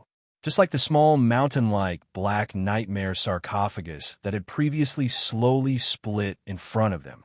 The Having blade was ranked second on the tier of legendary weapons, second only to the Frost God Spear that was ranked first. But in reality, or perhaps it could be said that everyone on the continent believed that if the Frost God Spear had not been Emperor Taizong's personal weapon, if it had not left behind too many miraculous scenes in the war between humans and demons, then its ranking on the tier of legendary weapons would definitely not have been able to suppress the Having blade. In other words, in the hearts of the people, the Having blade was the true first place on the tier of legendary weapons. Because outside Luoyang, the Frost God Spear in Emperor Taizong's hands had lost to the Having blade in Zhou Dufu's hands. If Zhou Dufu had truly died and did not leave behind a corpse, turning into a wisp of smoke and returning to the Sea of Stars, then no matter how one thought about it, his blade should have been left in this black nightmare sarcophagus. If that blade was not in the black nightmare sarcophagus, then it should still be by his side. Was this the most important proof that he was still alive? Su Yurong no longer continued to ponder this matter. She began to face the incoming monster tide and also began to prepare for what would come next. She looked at him and said, Nank is Black Robe's disciple, and the key to the mausoleum of Zhou and that piece of soul wood are in her hands. Black Robe and Zhou Dufu are people of the same generation, so he cannot be Zhou. However, it's very clear that Black Robe and Zhou Dufu have some sort of connection. Chen Changsheng was somewhat confused as to why she was saying these things to him. Su Yurong looked into his eyes and said, If you're able to leave the garden of Zhou alive, remember to tell this discovery to the entire world. This will be of great assistance to finding Black Robe's true identity. In the war between humans and demons, it might even have a decisive meaning. This was the second time she had asked him. She had asked him what he wanted to do if he lived. Then first, she was asking him to live, to ignore her, to live, and to bring this news out of the Garden of Zhou. When the phoenix was about to die, its cry was also loud. If it were any other time, Chen Changsheng would have been moved by her calmness and perseverance, or perhaps he would have agreed to her request without the slightest hesitation. Then, he would have used every method possible to strive to leave the Garden of Zhou alive. However, at this time, after experiencing such a long time together and escaping, after their conversation in the stone platform in the green parasol tree, he was unable to agree to her request. Even if I throw you in the mausoleum, wanting to break through the monster tide and leave the Garden of Zhou alive is basically a 1 in 10,000 thing. Looking into Su Yurong's eyes, he said, 1 in 10,000 thing, yet I have to go against my heart. I am not willing, because I cultivate the path of following my heart. The monster tide brought the shadow of death. At this moment, how could he follow his heart? His heart was to accompany her, either to escape or to die here. Su Yurong's face paled slightly. She was unable to accept his decision, but her gaze was very warm. She was happy with his decision. Chen Changsheng did not give her any more chances to persuade him. He sheathed the dagger and began to tidy up the golden leaves, verdant grass, and blood rouge in the black serpent sarcophagus. These jewels were indeed very vulgar. The carving was not bad, but in terms of aesthetics, they were extremely inferior. However, they were all made from the best quality materials, so they were extremely rare and precious. Moreover, since Zhou Dufu did not die, then this could not be considered as grave robbing. The iron ruler of the 3,000 scriptures of the Taoist canon was thus circumvented by him. Of course, with his personality, the reason why he was willing to circumvent it was because he sensed that in the lake outside of his ethereal palace, the black dragon was already showing signs of awakening. He did not want to be scolded by the bad-tempered first master dragon. The feeling of being scolded by a dog's blood could not be good, and the feeling of being covered in dragon saliva was also very bad. The dagger was sheathed, but it was still invincible. Where the sword sheath pointed, the golden leaves, verdant grass, and blood rouge all disappeared, silently taken away. After doing these things, he supported Su Yurong and prepared to get down from the black serpent sarcophagus. Suddenly, Su Yurong seemed to have seen something and let out a cry of surprise. He turned his head and followed her line of sight, only to see that the black serpent sarcophagus where the treasures had been taken was completely empty. On a certain part of the inner wall of the black serpent sarcophagus, a few lines that had been carved faintly appeared. Those lines were not patterns, but seemed to be words. Some of the lines seemed to be pictures. First of all, today I discovered that Book of Heaven selection was being pushed on Qidian. It feels a bit complicated. I didn't think that in such a short period of time, I would once again meet some friends on Qidian. Right now, I still have no way of managing the book review section of Qidian, nor can I upload it myself, so I have no way of communicating with everyone. Let me say hello here, and thank you everyone. Also the task for this month. The ugliest sub-editor helped me calculate a few times. He said that until the end of yesterday, there were still 8,000 words short. I calculated it myself, and in the end, there were still more than 10,000 words short. In the end, both of us were confused. Whatever, I'll just write according to the upper limit. This chapter has 5,000 words, so I'll have more than 5,000 words today. It's about the new year, the golden keyboard, and thanking everyone. Once I'm done with my work, I'll contact everyone again. See you tonight. Chapter 317. The black piece of wood in Nang's hand suddenly lit up. She lowered her head to look at the black wood that seemed like it was about to turn into jade. She stared at it for a long time, her expression abnormally focused. Her usually indifferent and even somewhat lifeless eyes gradually became lively and bright. Through this piece of black wood, she could clearly sense that she had established some sort of connection with the tall mausoleum in the distance. Something in the mausoleum was constantly calling out to the soul wood. At the same time, it was also sending out an invitation to her. Before entering the plains of the unsetting sun, she had no idea what use this piece of blackwood her teacher had given her. But now, everything was clear. This was the core of the mausoleum of Zhou, or perhaps a part of the core. The other part was currently within the mausoleum of Zhou. She could not use this piece of blackwood to control the mausoleum of Zhou, but she could control the tide of monsters in the plains behind her. The connection from the distant mausoleum allowed her to confirm that it was the mausoleum of Zhou, the place she was searching for. At the same time, if her expectations were correct, Su Yurong and Chun Changsheng were in that mausoleum. At this moment, she even felt some gratitude towards Chun Changsheng and Su Yurong. If not for Chun Changsheng and Su Yurong leading the way, it would have been impossible for her to find the mausoleum of Zhou and approach it, thereby establishing a connection between the black wood and the soul pivot. It had to be known that even her teacher was unable to pass through this vast plain and find the location of the mausoleum of Zhou. Nang's eyes grew brighter and brighter. They were no longer as dull as they usually were, as if a flame was burning in them. The mausoleum contained Zhou Dufu's legacy. Only she herself knew just how important Zhou Dufu's legacy was to her school. From her perspective, the legacy within the mausoleum, and even the mausoleum itself, the plains of the unsetting sun, and even the entire garden of Zhou, all belonged to her school. This was a world left behind by her sect. Today, she was finally going to take it back. Unlike Nank, the demon general couple, Tang Xiaoming and Lu Wan'er, were more moved by the fact that Chen Changsheng and Su Yurong were able to find this mausoleum. It must be known that it had already been several hundred years since the Garden of Zhou had appeared. Countless talented and determined human and demon cultivators had come here in an attempt to find the mausoleum of Zhou, but not a single person had succeeded. The military advisor's understanding of the Garden of Zhou clearly far surpassed that of the saints of the human world, but even he could not do it. But Chen Changsheng and Su Yurong did it.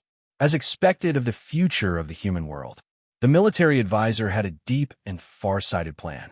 He had expended so many resources and effort to kill these young humans in the Garden of Zhou. It really was very reasonable. Somewhere in the plains of the unsetting sun, the reeds and weeds had been cut by something sharp, forming a massive floating island. It should be very comfortable to lie on. Qi Jian leaned against a pile of grass, looking in a certain direction in the sky. His small, pale face was filled with fear. His eyes, which had dimmed due to his severe injuries, became even dimmer. It was almost dusk. Logically speaking, the sky should have turned red and warm, but now it was dark and gloomy. The reason it was dark and gloomy wasn't because there were clouds over there, about to rain, but rather because there was an enormous shadow that covered the entire sky. That enormous shadow slowly swept up and down along with the astral winds in the sky, like a pair of wings. But how could there be such a huge bird in this world that could cover the entire sky with just a flap of its wings? How could the heavens and earth tolerate such a creature? Could it be that this was the legendary, no, the mythical Great Peng? It was said that in the lands of the extreme west, outside the great western continent, on the boundless sea, there lived a strange beast called the Great Peng. When it spread its wings, it could cover a distance of 10,000 li. It was said that this Great Peng was extremely powerful, already half a step into the divine domain. Even the great experts of the saint realm of the human world would find it very difficult to defeat it. Just how did such a terrifying Great Peng live in these plains? Where did it normally hide? Why did it not break out of the Garden of Zhou and leave? If it could not, then what sort of power in these plains was restricting it? The more Qi Jian thought, the more shocked she became, and the paler her face became. After fleeing for several dozen days, the wound on her abdomen had already healed, but the injuries inside her body had not only not improved, but had instead gradually worsened. At this moment, her mind was agitated, and she began to cough uncomfortably. Jishio brought over a bowl of medicinal soup from somewhere and placed it in front of her, saying, "Drink." It was still concise, clear, and straightforward.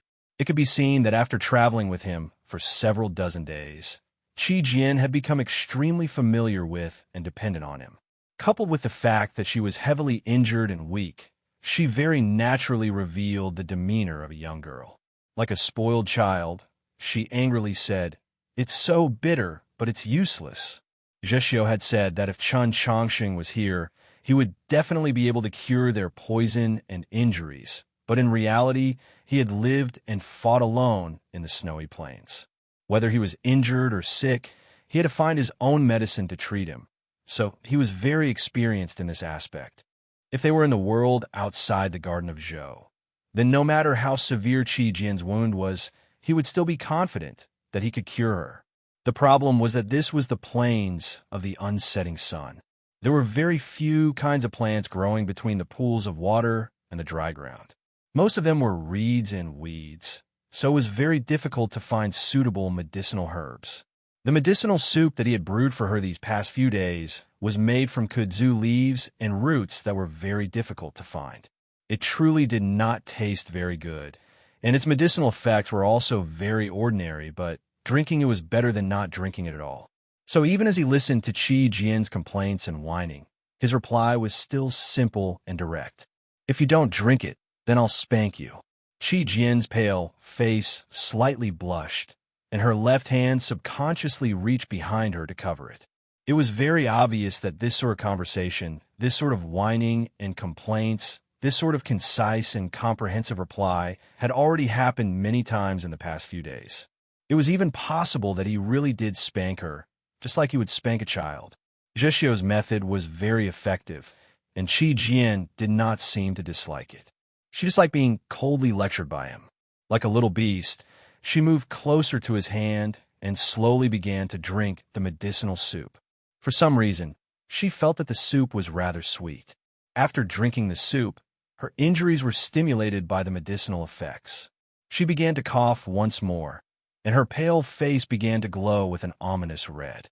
She seemed to be in extreme discomfort. Zheshio moved behind her and stretched out his right hand to grab the side of her neck. Following the method that Chun Chongsheng had taught him in the Mausoleum of Books, he slowly poured his true essence into her body.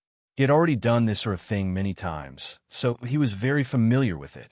The island formed from reeds and weeds was quiet. Qi Jian's eyes were closed, her body trembling, and her face pale. Occasionally, Zheshio would open his eyes and look into the distance. He could not see anything, but he was used to being vigilant. Furthermore, he could only open his eyes when Qi Jian closed his eyes. This was because deep within his eyes, the dark green flames that represented poison were already growing deeper and deeper, almost taking up his entire eye. It was so beautiful that it made one's heart palpitate.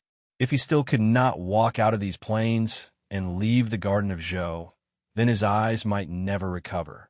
He had not said anything to Qi Jian about this matter. After some time, Zheshio's palm left Qi Jian's back. Qi Jian gave 2 light coughs. She felt the flow of true essence in her body become slightly smoother, no longer as uncomfortable as before. "What do we do next?" she softly asked Zheshio. Her expression was rather timid, as if she was worried that this question would affect his mood. Zheshio silently gazed at that terrifying shadow on the distant horizon. In the last few days, they had not encountered any more monsters. The plains were strangely quiet. He knew that it was definitely related to that massive shadow in the sky, but he did not know what had happened over there. Some other human cultivator must have entered. Qi Jian said, "That shadow might be a demon plot. Should we go and help?" "No," Zheshio replied. "Whether it's a demon plot or not, it has nothing to do with us." Qi Jian opened her eyes wide and said in confusion, "But Perhaps some human cultivators are currently being attacked. Jishio replied. First of all, that place is too far. We can't get there in time. Secondly, we can't defeat that rock. Thirdly, I'm not a human cultivator, so I have no obligation to help those people. Lastly, if I'm not wrong, this might be our only chance to leave this grassland. Qi Jin looked at the side of his face, wanting to say something, but in the end, she said nothing. She had grown up in the Mount Lee Sword sect, and the education she had received made it impossible for her to ignore humans being attacked by demons. However, Jishio's reasons were too sufficient, and most importantly, she was keenly aware that on this journey of fleeing through the plains, she was his burden, so she had no right to ask him to take any more risks. Most importantly, your injuries are very severe.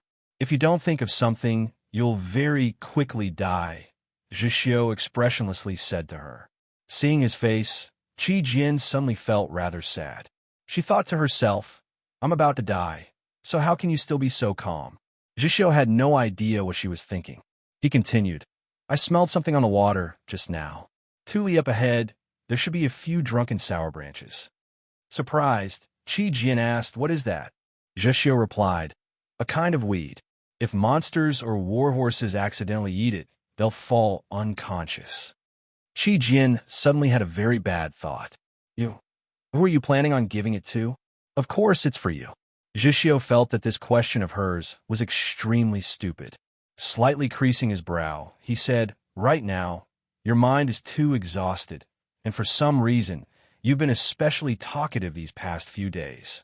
It's very clear that it's because your injuries are gradually worsening. After eating the drunken sour branches, you should have a good sleep. Although it's not good for your injuries, it can at least help you last a little longer. Qi Jin was quiet for a while, then she cautiously asked, that grass, have you eaten it before? Jishio expressionlessly replied, after eating that grass, you'll fall into a deep sleep. Even a groundhog can eat you, so of course I haven't eaten it before. Somewhat annoyed, Qi Jin said, then let me eat it. Jishio replied, I won't sleep, so you'll naturally be safe. This was a simple and objective explanation, but in the ears of the 14-year-old girl, it was like some sort of promise. This made her feel very warm. After eating that grass, how long will you sleep for? She asked. After a moment of silence, Jishio replied, I've never seen anyone eat it, so I don't know. Qi Jin was quiet for a while, then faintly said, then you'll let me eat it? It was the same 5 words, and the meaning was the same, but there was a subtle difference in the mood. There's no poison, so nothing will happen. I don't want to eat it. If my conjecture is correct, eating that grass will at least allow you to last another 10 days. But you might sleep for 100 days, 1,000 days. Do you humans all like to speak so pompously? In any case, I don't want to eat it. Qi Jin persisted. Jishio did not know why she was so stubborn. After a moment of silence, he once again used his time-tested and powerful move. If you don't eat it, then I'll spank you. In the past few weeks, there had been many times, such as when he ate very bitter herbs, or when she would only sleep if she hugged him, or when she insisted on washing his face every morning, or when she refused to let him wash her feet every night, or when the difference in opinion between the two was so great that it was impossible to make up for it. In the end, he would always use this move. On their journey together, he had long since discovered that this last disciple of the Mount Lee Sword sect master, the youngest lady of the Divine State's 7 laws, was not the delicate, spoiled girl he had imagined. She had a stubborn personality, unswerving determination, and could even be described as somewhat stubborn. Let alone hitting her, even threatening to throw her down could not make her change her mind. She was only afraid of being spanked by him. Jishio did not know why. That place was clearly the most fleshy, so a spanking was the least painful. Perhaps it was because she was a woman. He had read books about the human world, so he knew about this sort of thing. It was just that he could not understand it. Thinking about Qi Jin's behavior on this journey, he felt that humans were truly troublesome, especially women. Why did she have to wash her face every night after waking up? After all, how could there be so much water on the snowy plains? Wouldn't it be better to just use some random snow to wipe her face? What else could she do? Wasn't it good for the skin on her face? She was already so heavily injured that she was on the verge of death. So why did she still care about such things? Why did she refuse to let him wash her feet every night? Could it be that she did not know that on a long and arduous journey, the most important thing was to ensure that her feet were clean and dry, so that she could walk a little further? Fine, on this journey, he had carried her on his back. She did not need to walk, so there really was no reason for her to care too much about washing her feet. Fortunately, there were always things that they were afraid of, like spanking. Hearing Zhixio's words, Qi Jian's small face blushed, but she was unexpectedly unwilling to listen. In a fit of pique, she said, "If you don't want to eat, then you don't want to eat." Hearing her clear and unhappy voice, Zhixio was a little startled. What's wrong with her? She's not even afraid of being spanked today? He thought back to a few days ago, when he had spanked her for the first and only time, and felt a little perplexed. His right hand subconsciously rubbed against his leg. Qi Jian saw his actions and angrily punched him on the shoulder. However, she was currently incredibly weak, so this punch naturally did not have much strength behind it, nor did it seem like she was acting coquettishly. Don't be afraid. Zhixio believed that he had guessed at the reason for her unwillingness to listen, so he did his best to make his voice a little gentler. As long as I live, I will definitely carry you out. Qi Jian grabbed the hem of his clothes and opened her eyes wide. Pitifully looking at him, she said, "But who's going to show you the way?" Zhixio could not see her appearance, so he said, "Wherever that shadow goes, we'll go in the opposite direction." After saying this, he stood up and put her on his back. He walked down the island of weeds and reeds and into the shallow waters, heading for those drunken sourgrass. Qi Jian hugged him, her small face leaning against his shoulder. She said nothing, her thoughts inscrutable. She was currently very weak and would often get tired. In the past few days, when she was carried on his back, she would very quickly fall asleep. He was not tall or large, nor were his shoulders broad, but he gave her a very steady feeling, like a boat that would never capsize in the vast ocean. But today she did not want to sleep. Resisting her exhaustion and weakness, she calmly gazed at the sky. Zhixio sensed this and stopped. After a moment of silence, he asked, "You really don't want to sleep?" Qi Jian tacitly agreed with his view. She had always felt that if she ate those weeds and fell asleep, it would be a very, very long time before she woke up. Who would show him the way? When I wake up, will I not be able to see you? If I can't walk out of these plains, will I die in my sleep? I don't want to. Even if I die, it's best if I'm awake. Only then can I confirm that I'm still with you. Because of her silence, Zhixio also became quiet. He did not know what she was thinking, but he knew that she was definitely thinking about many meaningless things. Humans truly were very troublesome, especially women, no matter what age. Twilight was like blood, but the distant sky was as gloomy as a gloomy day. He raised his head to look into the distance, sensing and then confirming the direction. After making these preparations, he raised his right hand, used his palm as a blade, and pressed it against Qi Jian's neck. With a light slap, Qi Jian fainted. The entire world became quiet. There was a plain in the garden of Zhou. The sun had not set over the plain, but it was covered by a terrifying shadow. Outside the garden of Zhou was a snowy plain. The sun had not risen over the snowy plain, and there was also a shadow in the night sky. Compared to the terrifying shadow over the plain, this shadow was even larger. It did not seem berserk, but it was even colder and more frightening. It faintly exuded an invincible qi. This shadow was the will of the demon lord. Under this shadow, the demon general's already extremely powerful battle prowess was once more boosted. Those ordinary demon soldiers that had formed an array that stretched for several dozen li also gained an enormous amount of courage. No matter how dazzling that sword glow in the snowstorm was, it was unable to make them feel the slightest fear. There were only two people that were completely unaffected by this shadow. One was Su Li, and the other was the demon military advisor, completely shrouded in a black robe. Black Robe sat cross-legged on a snowy hill. In front of his knees was a metal plate. On the plate were mountains, rivers, cold ponds, and wetlands. There was a setting sun, but there were no stars. It was the Garden of Zhou. Above the metal plate hung 4 life lamps. These 4 life lamps had already become weak, and 2 of them in particular were burning like threads of fire, as if they could be extinguished at any moment. In the snowstorm 10-odd li away, an extremely magnificent sword glow was currently traversing through the world, but it was unable to leave.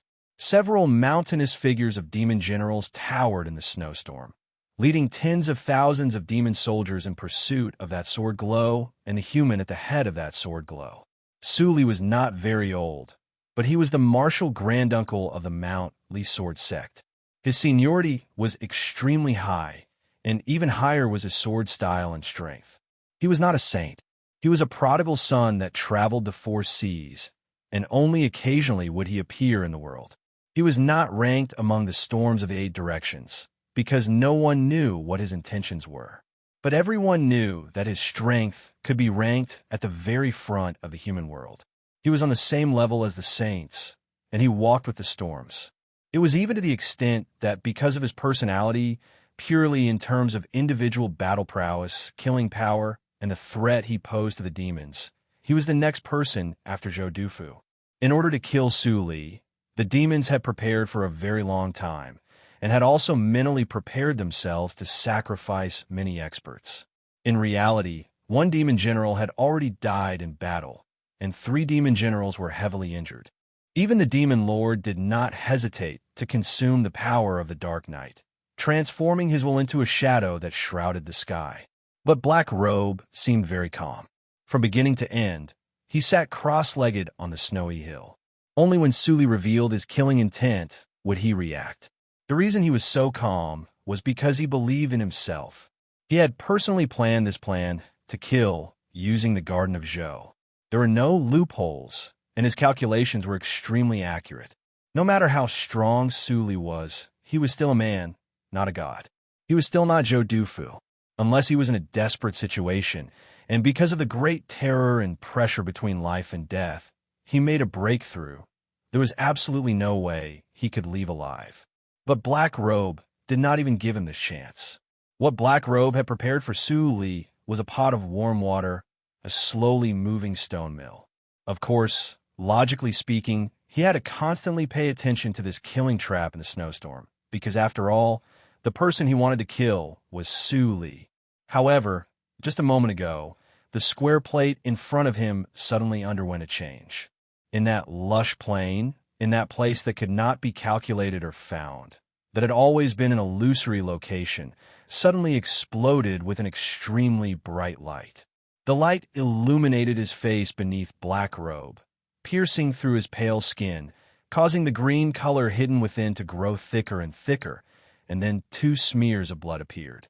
The mixing of these 3 colors seemed very bewitching, very strange. His 2 eyes that were as deep as the netherworld were also illuminated by the light. The blood on his face, the brightness in his eyes, all represented his excitement. Just what sort of matter could make even a person like Black Robe excited? Previously, when he saw Chun Chongqing's life lamp and Su Yorong's life lamp enter the plane together, his expression had become rather grave. But now, he had already forgotten about this matter. Even if Shualao City suddenly collapsed, even if Su Li suddenly slashed his sword through the snowy sky and left, he would not be moved in the slightest. Under the night sky, there was nothing new. No matter how unimaginable, it was only a small probability, but this light was different. He gazed at the light on the metal plate and said nothing for a very long time. He had long since lost all hope for this world, so he could indifferently look at everything. But he had already waited many years for the appearance of this light. The plan in the Garden of Zhou was naturally not Black Robe's strongest plan. Several hundred years ago, the allied armies of humans and demi-humans had broken through 5 of the demon defense lines and reached 500 li from Shualao City. The people of Mount Chilian had died in battle. The people of Mount Helan had died in battle, and the situation had become perilous. He had designed an extremely carefree plan. In this plan, he toyed with the hearts of people, using the relationship between Emperor Taizong and Wang Jitze. The entire continent knew what he wanted to do, and Emperor Taizong and Wang Jitze knew even better, yet they could not stop him. Because once a problem with the hearts of people appeared, it could never be erased. Wang Jitze dejectedly resigned from his post. Xuelao City was fine. Compared to the plan from back then, the plan in the Garden of Zhou, whether in terms of layout or ingenuity, could not be compared. But to Black Robe, the plan in the Garden of Zhou was even more meaningful than the plan for back then. To lose something and then take it back, this had always been the most meaningful thing. Over the countless years, everything he had done had been for this purpose. The light on the metal plate was not within his calculations. It was the greatest variable in the plan in the Garden of Zhou, and it was also the variable that he welcomed the most, because it meant that the most precious object in the Garden of Zhou was about to see the light of day once more. To kill Su Li was to kill more than half of humanity's future, to retrieve the lost past. What could be more perfect than this sort of conclusion? In the depths of the mausoleum, on top of the Black Lotus sarcophagus, the light from the soul pivot had already faded, the jewels had already been collected, and the Black Lotus sarcophagus was pitch black, like the night. Chen Changsheng and Su Yurong walked into the darkness and arrived in front of those marks. Those marks were words and also pictures. Words were accompanied by pictures. Other than the comic books that children love to read, there was another possibility. These words and pictures were a secret technique. Yes, Chen Changsheng and Su Yurong glanced at each other. Because of their shock, they didn't know what to say. The secret technique engraved in the Black Lotus sarcophagus was a blade technique.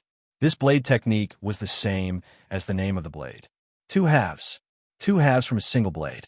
This chapter has 6,500 characters. Today, I've written nearly 12,000. In short, no matter how I look at it, this month's mission has been perfectly completed. I'm smugly blowing a kiss to everyone. There's another important reason for my smugness, and that's Chun Suhui's plot. I'm really happy that I wrote it, and everyone's feedback is also very good. This is happiness. Because the single chapter cannot be seen by the client, I can only leave my words at the end of the chapter for everyone to see. It's not that I'm not serious and solemn. I ask everyone to understand. On the last day of 2014, what do I have to say? Let us be as simple and crude as Jushio, just like the name of this chapter.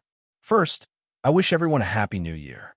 Recently, I've reread Choose Heaven and confirmed that besides the first 3 chapters being a little rough and the chapter in the middle of the Tradition Academy's freshman being too watered down, everything else is really good and meets my requirements.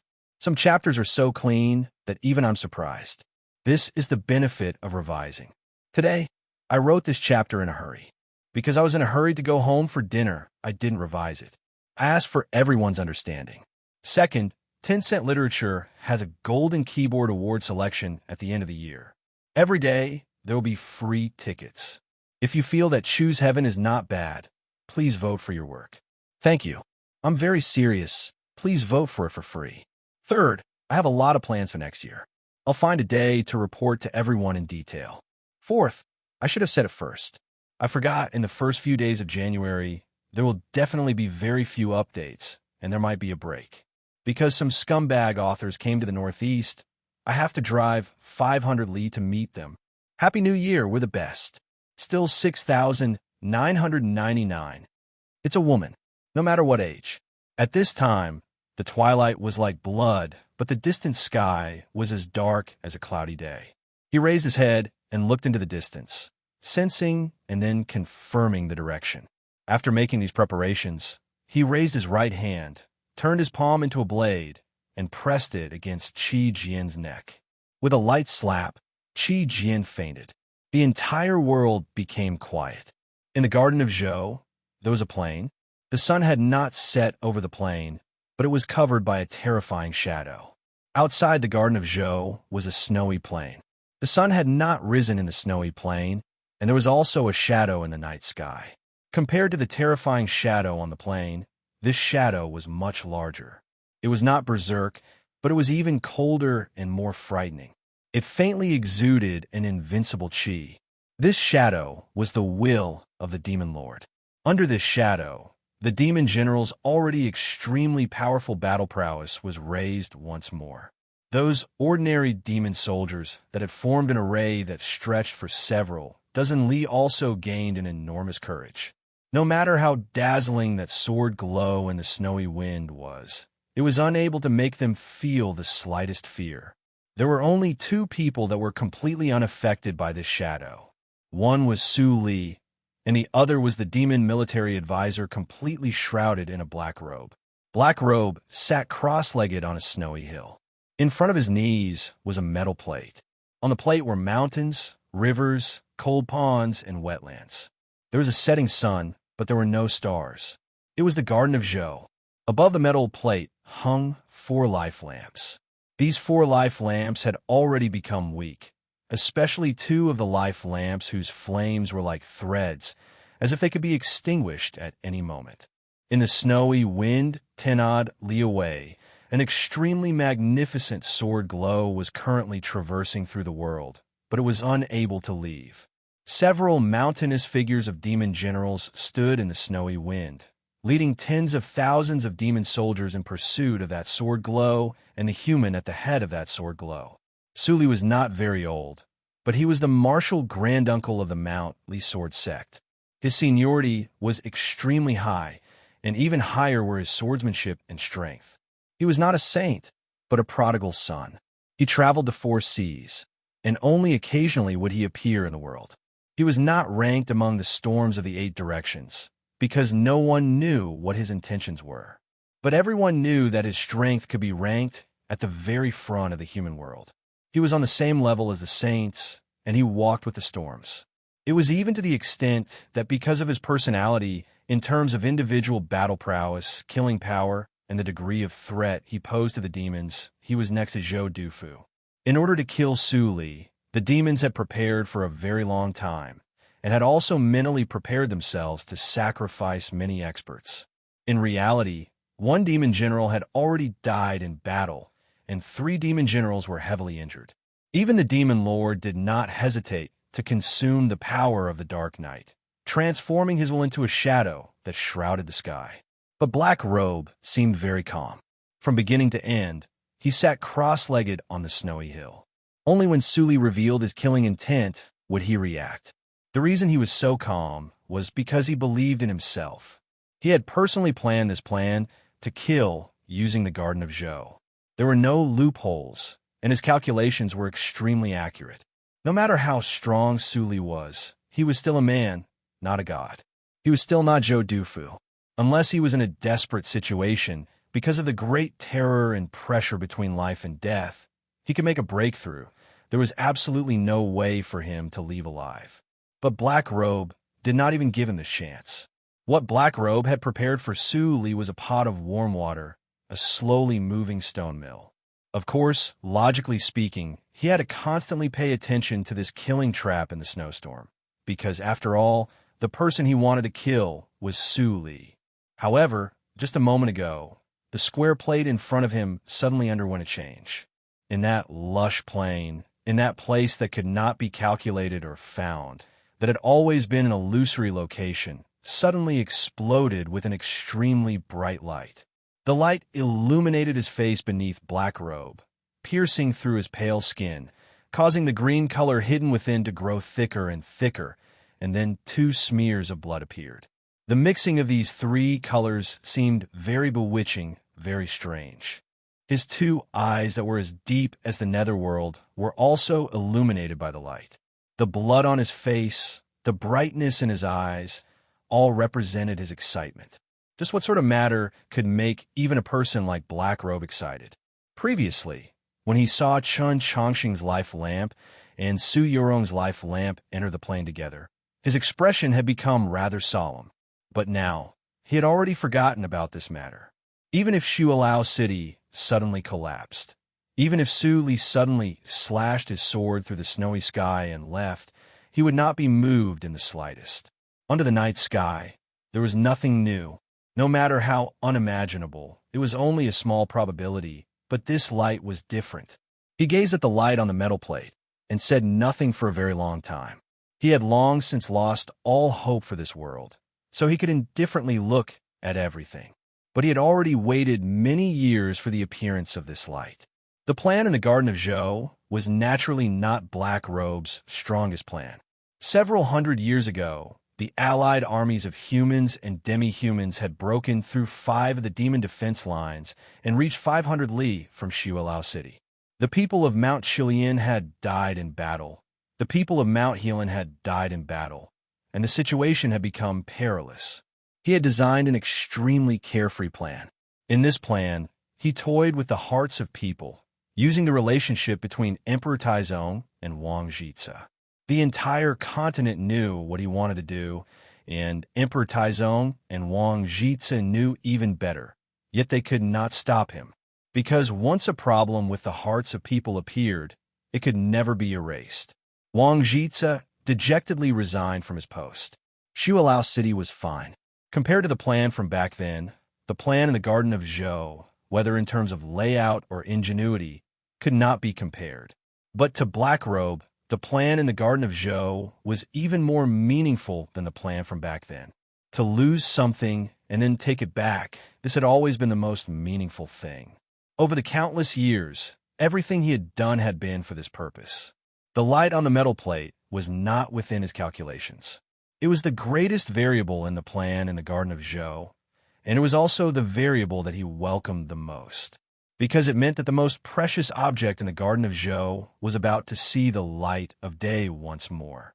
To kill Su Li was to kill more than half of humanity's future, to retrieve the lost past. What could be more perfect than this sort of conclusion?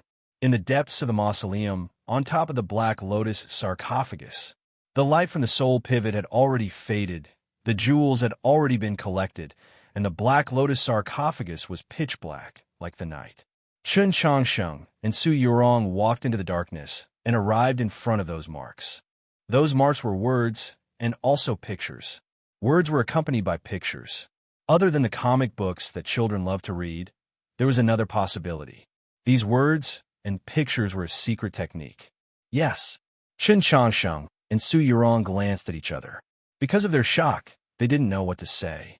The secret technique engraved in the Black Lotus sarcophagus was a blade technique. This blade technique was the same as the name of the blade. 2 halves. 2 halves from a single blade. This chapter has 6,500 characters. Today, I've written nearly 12,000. In short, no matter how I look at it, this month's mission has been perfectly completed. I'm smugly blowing a kiss to everyone. There's another important reason for my smugness, and that's Chun Suhui's plot. I'm really happy that I wrote it, and everyone's feedback is also very good. This is happiness. Because the single chapter can't be seen by the client, I can only leave my words at the end of the chapter for everyone to see. It's not that I'm not serious and solemn. I ask everyone to understand. On the last day of 2014, what should I say? Let us be as simple and crude as Jushio, just like the name of this chapter. First, I wish everyone a happy new year. Recently, I've reread Choosing Heaven. I've confirmed that apart from the first 3 chapters being a little shaky and the chapter in the middle of the Orthodox Academy's freshmen being too watered down, everything else is really good and meets my requirements. Some chapters are so clean that even I'm surprised. This is the benefit of editing. Today, I wrote this chapter in a hurry. Because I was in a hurry to go home for dinner, I didn't edit it. I asked for everyone's understanding. Second, 10-cent Literature has a Golden Keyboard Award selection at the end of the year. Every day, there will be free tickets. If you feel that Choosing Heaven is not bad, please vote for your work. Thank you. I'm very serious. Please vote for it for free. Third, I have a lot of plans for next year. I'll find a day to report to everyone in detail. Fourth, I should have said first. I forgot, the first few days of January will definitely have very few updates, and there might be a break in updates. Because some scumbag authors have come to the Northeast, I have to drive 500 li to meet them. Happy New Year, we're the best. Still 6,999. Chapter 3:18. The sword was the most common weapon in the Eastern continent, as well as the weapon with the highest status. In countless sects and schools, the strongest Taoist techniques were all sword techniques. The longevity sect had countless sects under its control. The true reason why this important southern sect could contend against the Li Palace was still because of the Mount Li sword sect, or perhaps it was because of this reason. The blade was usually used in the army. On the battlefield, it was used to form a formation and kill the enemy. It had never been elegant until 1,000 years ago when Zhou Dufu appeared out of nowhere and defeated all the experts in the world with a blade. Only then did this situation change. However, after Zhou Dufu, there were still very few famous blade users. Why was it like this? It was because Zhou Dufu's blade was too sharp, and it was even more so because he had created a world-shocking blade technique. That blade technique was the same as his blade. They were both called halving. This was the legendary halving blade technique.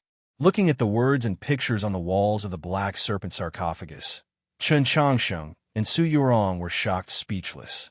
There had always been a rumor that Zhou Dufu's legacy was in the Garden of Zhou. Only when they saw it with their own eyes did they confirm that the rumor was true. Compared to these blade techniques, the martial arts manuals, rare pills, gold, jade, and jewels in the 9 stone rooms were not even worth mentioning. Time was indeed very powerful. It could cause pills to lose their effectiveness and make jewels lose their luster, but it could not devalue wisdom and knowledge. Without a doubt, the halving blade technique on the walls of the Black Serpent sarcophagus was the highest level of wisdom and knowledge in the cultivation world.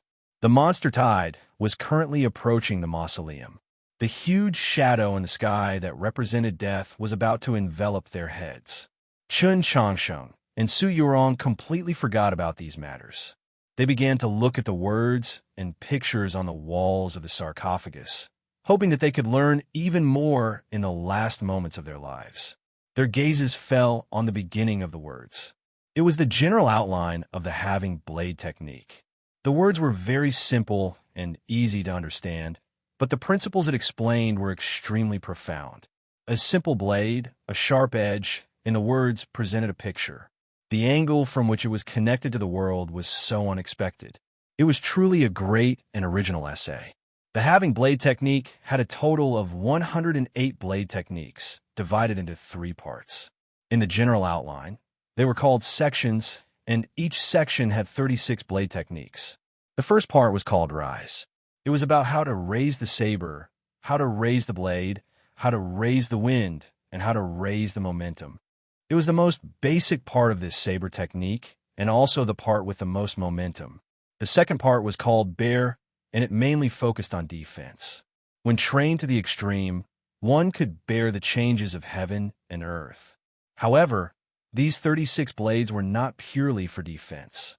The hidden edge was hidden within, like a dragon in the clouds, ready to pounce at anyone at any time. It was the most stable and dangerous. The third paragraph was called Fall. The word fall could be understood simply as the falling of the blade, but in fact, it was taken from the original meaning of the word blue sky.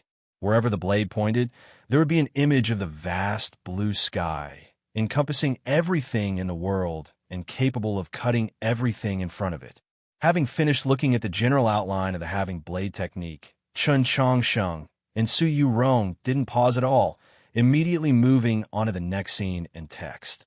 That was the first blade in the start section. This was also the first move of the halving blade technique. It had a very simple name, Origin. There wasn't a blade in the picture, nor was there a person using the blade. There were only a few simple lines. Chen Changsheng had the experience of viewing the monoliths in a mausoleum of books, and Su Yurong had studied the heavenly tomes day and night on Holy Maiden Peak. She had her own view and understood that those lines were the routes of true essence movement, and at the same time, blade intent. However, it was precisely because it was simple that it was hard to understand. The few lines on the picture on the wall of the coffin caused them to be immersed in it, and actually gradually forget the passage of time. Until a certain moment, when the two of them finally understood this blade technique, they seemed to wake up at the same time. They subconsciously looked at each other and saw the shock in each other's hearts. The metal blade being unsheathed and rising into the sky. No matter how they looked at it, this should be a very simple action. How could there be such a complex transformation? How could such a complex transformation be remembered and then used in battle? This blade technique was just like Zhou Dufu's, extremely overbearing, yet profound and difficult to understand. Even with their knowledge, they still felt it was unimaginable. Other than the fact that Zhou Du Fu was a genius that possessed intelligence that far surpassed that of normal people, there was no other reasonable explanation.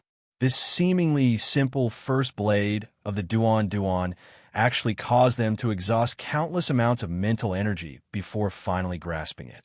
Of course, once they understood this blade technique, the feeling of a silver bottle breaking and water splashing, the cavalry charging out, and the cries of swords and spears was so intense that it made them feel carefree, as if they wanted to shout and shout a few times in order to release the wonderful feelings they had at that moment.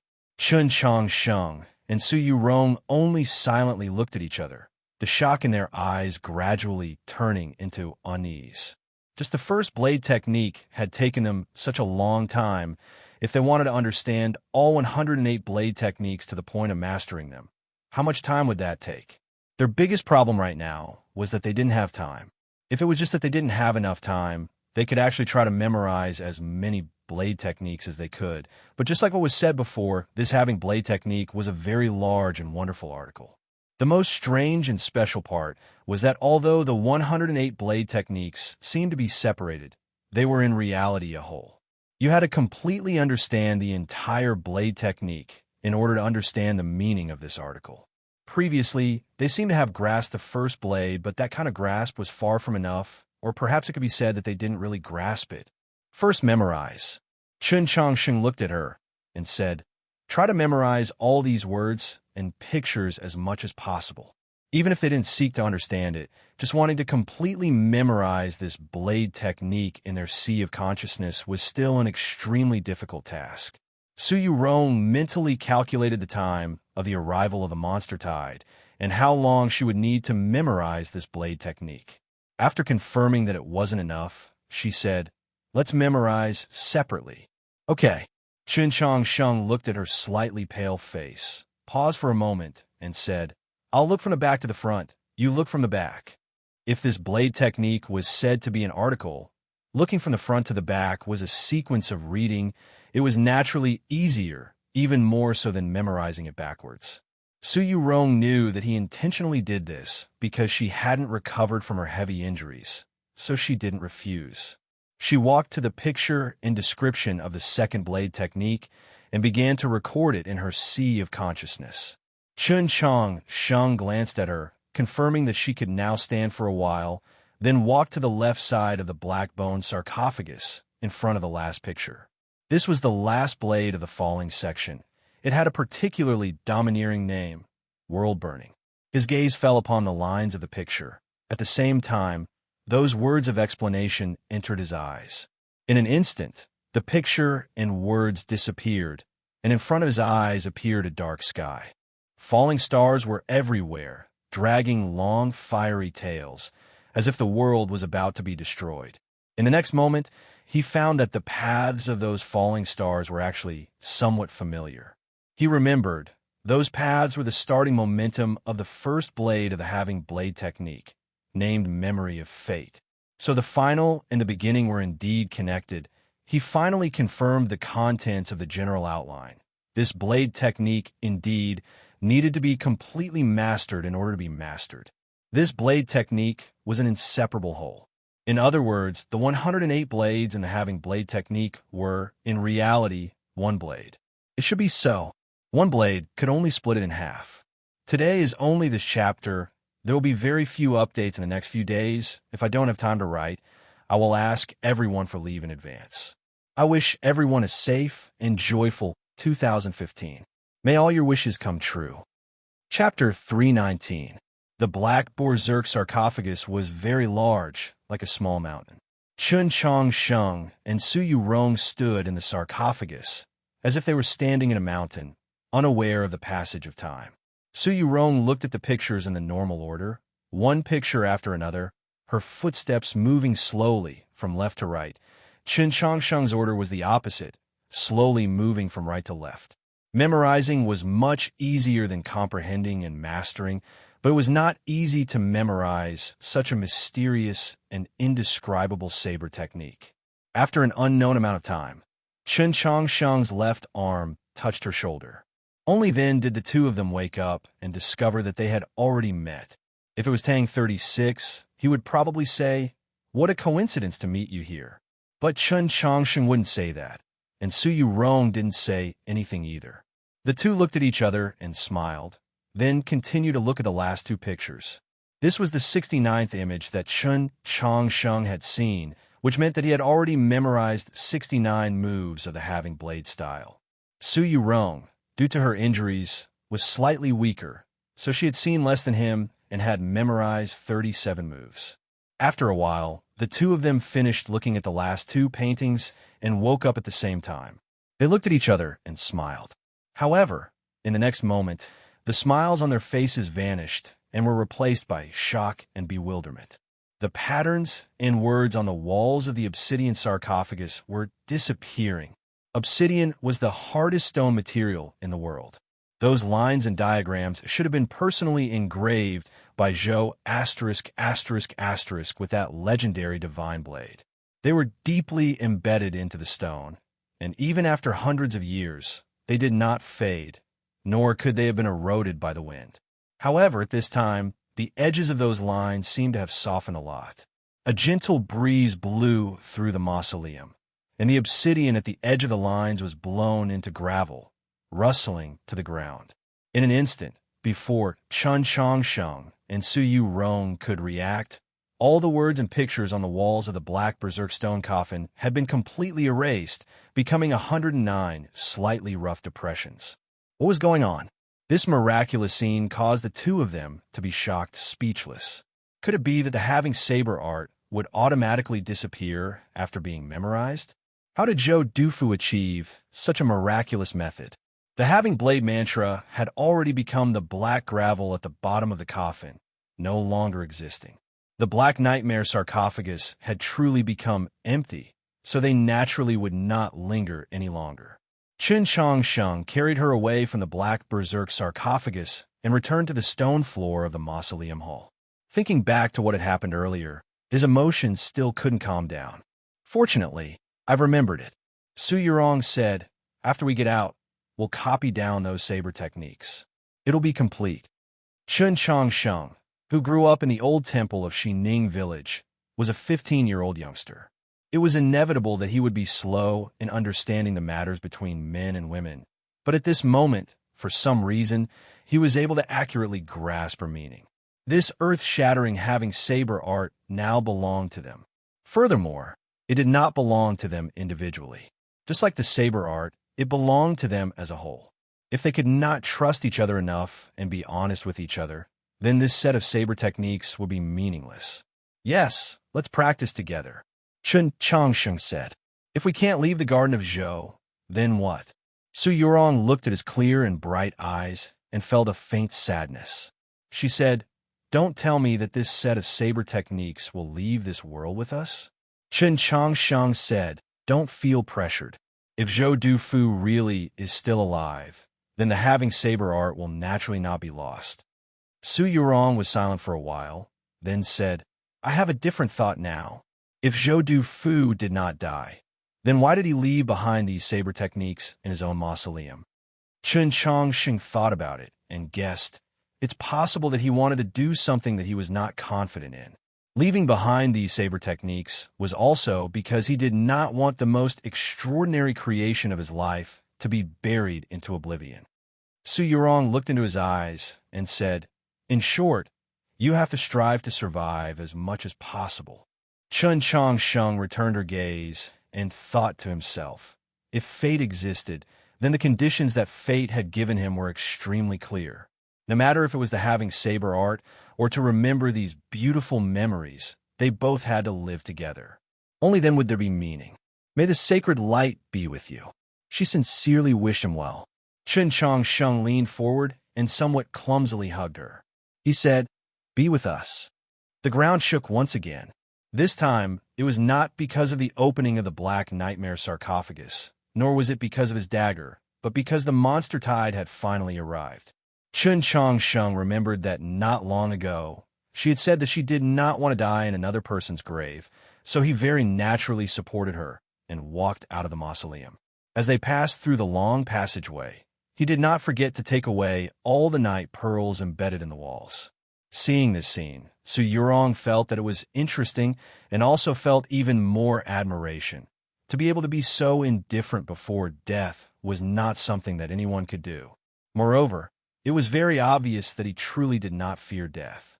Such a state of mind was already close to that of a sage. Sheng actually did not think too much about matters between life and death. He thought more about the black dragon sleeping in the lake outside of his ethereal palace. At this moment, he did not know for sure, and at the same time, was somewhat worried. If he died in the mausoleum of Zhou, then what would happen to the black dragon? Would it sleep forever with him? Or would it still live, even if it did not wake up? After all, it was currently only a departed soul, walking out of the mausoleum and arriving at the high platform at the end of the divine path. Sheng did not even have the time to look down at the plains. He looked at the wutong tree that swayed gently in the wind and said to her, "No matter how powerful your magical artifact is, it can't block forever. It's better to take it." Su Yurong replied, "But it can buy us some time." She was different from other cultivators who valued cultivation and magical artifacts more than their lives. She had always believed that these were mere worldly possessions. If they were used to exchange for precious time or opportunities, let alone severe wear and tear, even if they were destroyed, it would not be a pity. Sheng said, "Right now, what we need the least is time." Before they had memorized the having blade technique, time was of the essence. After that, time had no meaning to them. Although Su Yurong had been pulled back from the abyss of death by his blood, she was still heavily injured and weak. The longer they spent time, the more dangerous it would be. Most importantly, the flow of time in the plains of the unsetting sun was different from the real world. The closer they got to the mausoleum of Zhou, the slower time flowed. Even if they relied on the wutong tree to hold on for a few more days, only an instant might have passed in the real world outside the Garden of Zhou. What chance would they have? That's reasonable. Su Yurong extended her hand and put the wutong tree back into the longbow, slinging it over her shoulder. The green leaves suddenly disappeared, and the surroundings of the stone platform became empty. Sheng and Su Yurong began to face a powerful enemy and an unknown end. Although there was no rain of blood, there was still a foul wind. The dusky world was filled with countless monsters. From the plains to the mausoleum, from their eyes to the horizon, there were a dense mass of monsters. Because the name of the chapter reminded me of that old song by Leslie Chung, Crossing It Together. However, no matter how I looked at the plot, I could not find such a place to cross it, so I could only leave it as a remembrance. Chapter 320. Under the gloomy twilight, the monster tide was like a black ocean. In front of the black ocean stood 5 demon experts. There was an even larger shadow in the sky, as if it was the reflection of the black ocean. Sheng and Su Yurong stood on the stone platform in front of the main entrance of the mausoleum, separated by several thousand zhang along the divine path. They looked at this magnificent and terrifying scene. They looked at the black piece of wood in the hands of the girl at the very front that emitted countless rays of light. They knew that their previous calculations were correct. The soul pivot was in front of the obsidian sarcophagus, but the soul wood was in the hands of the demons.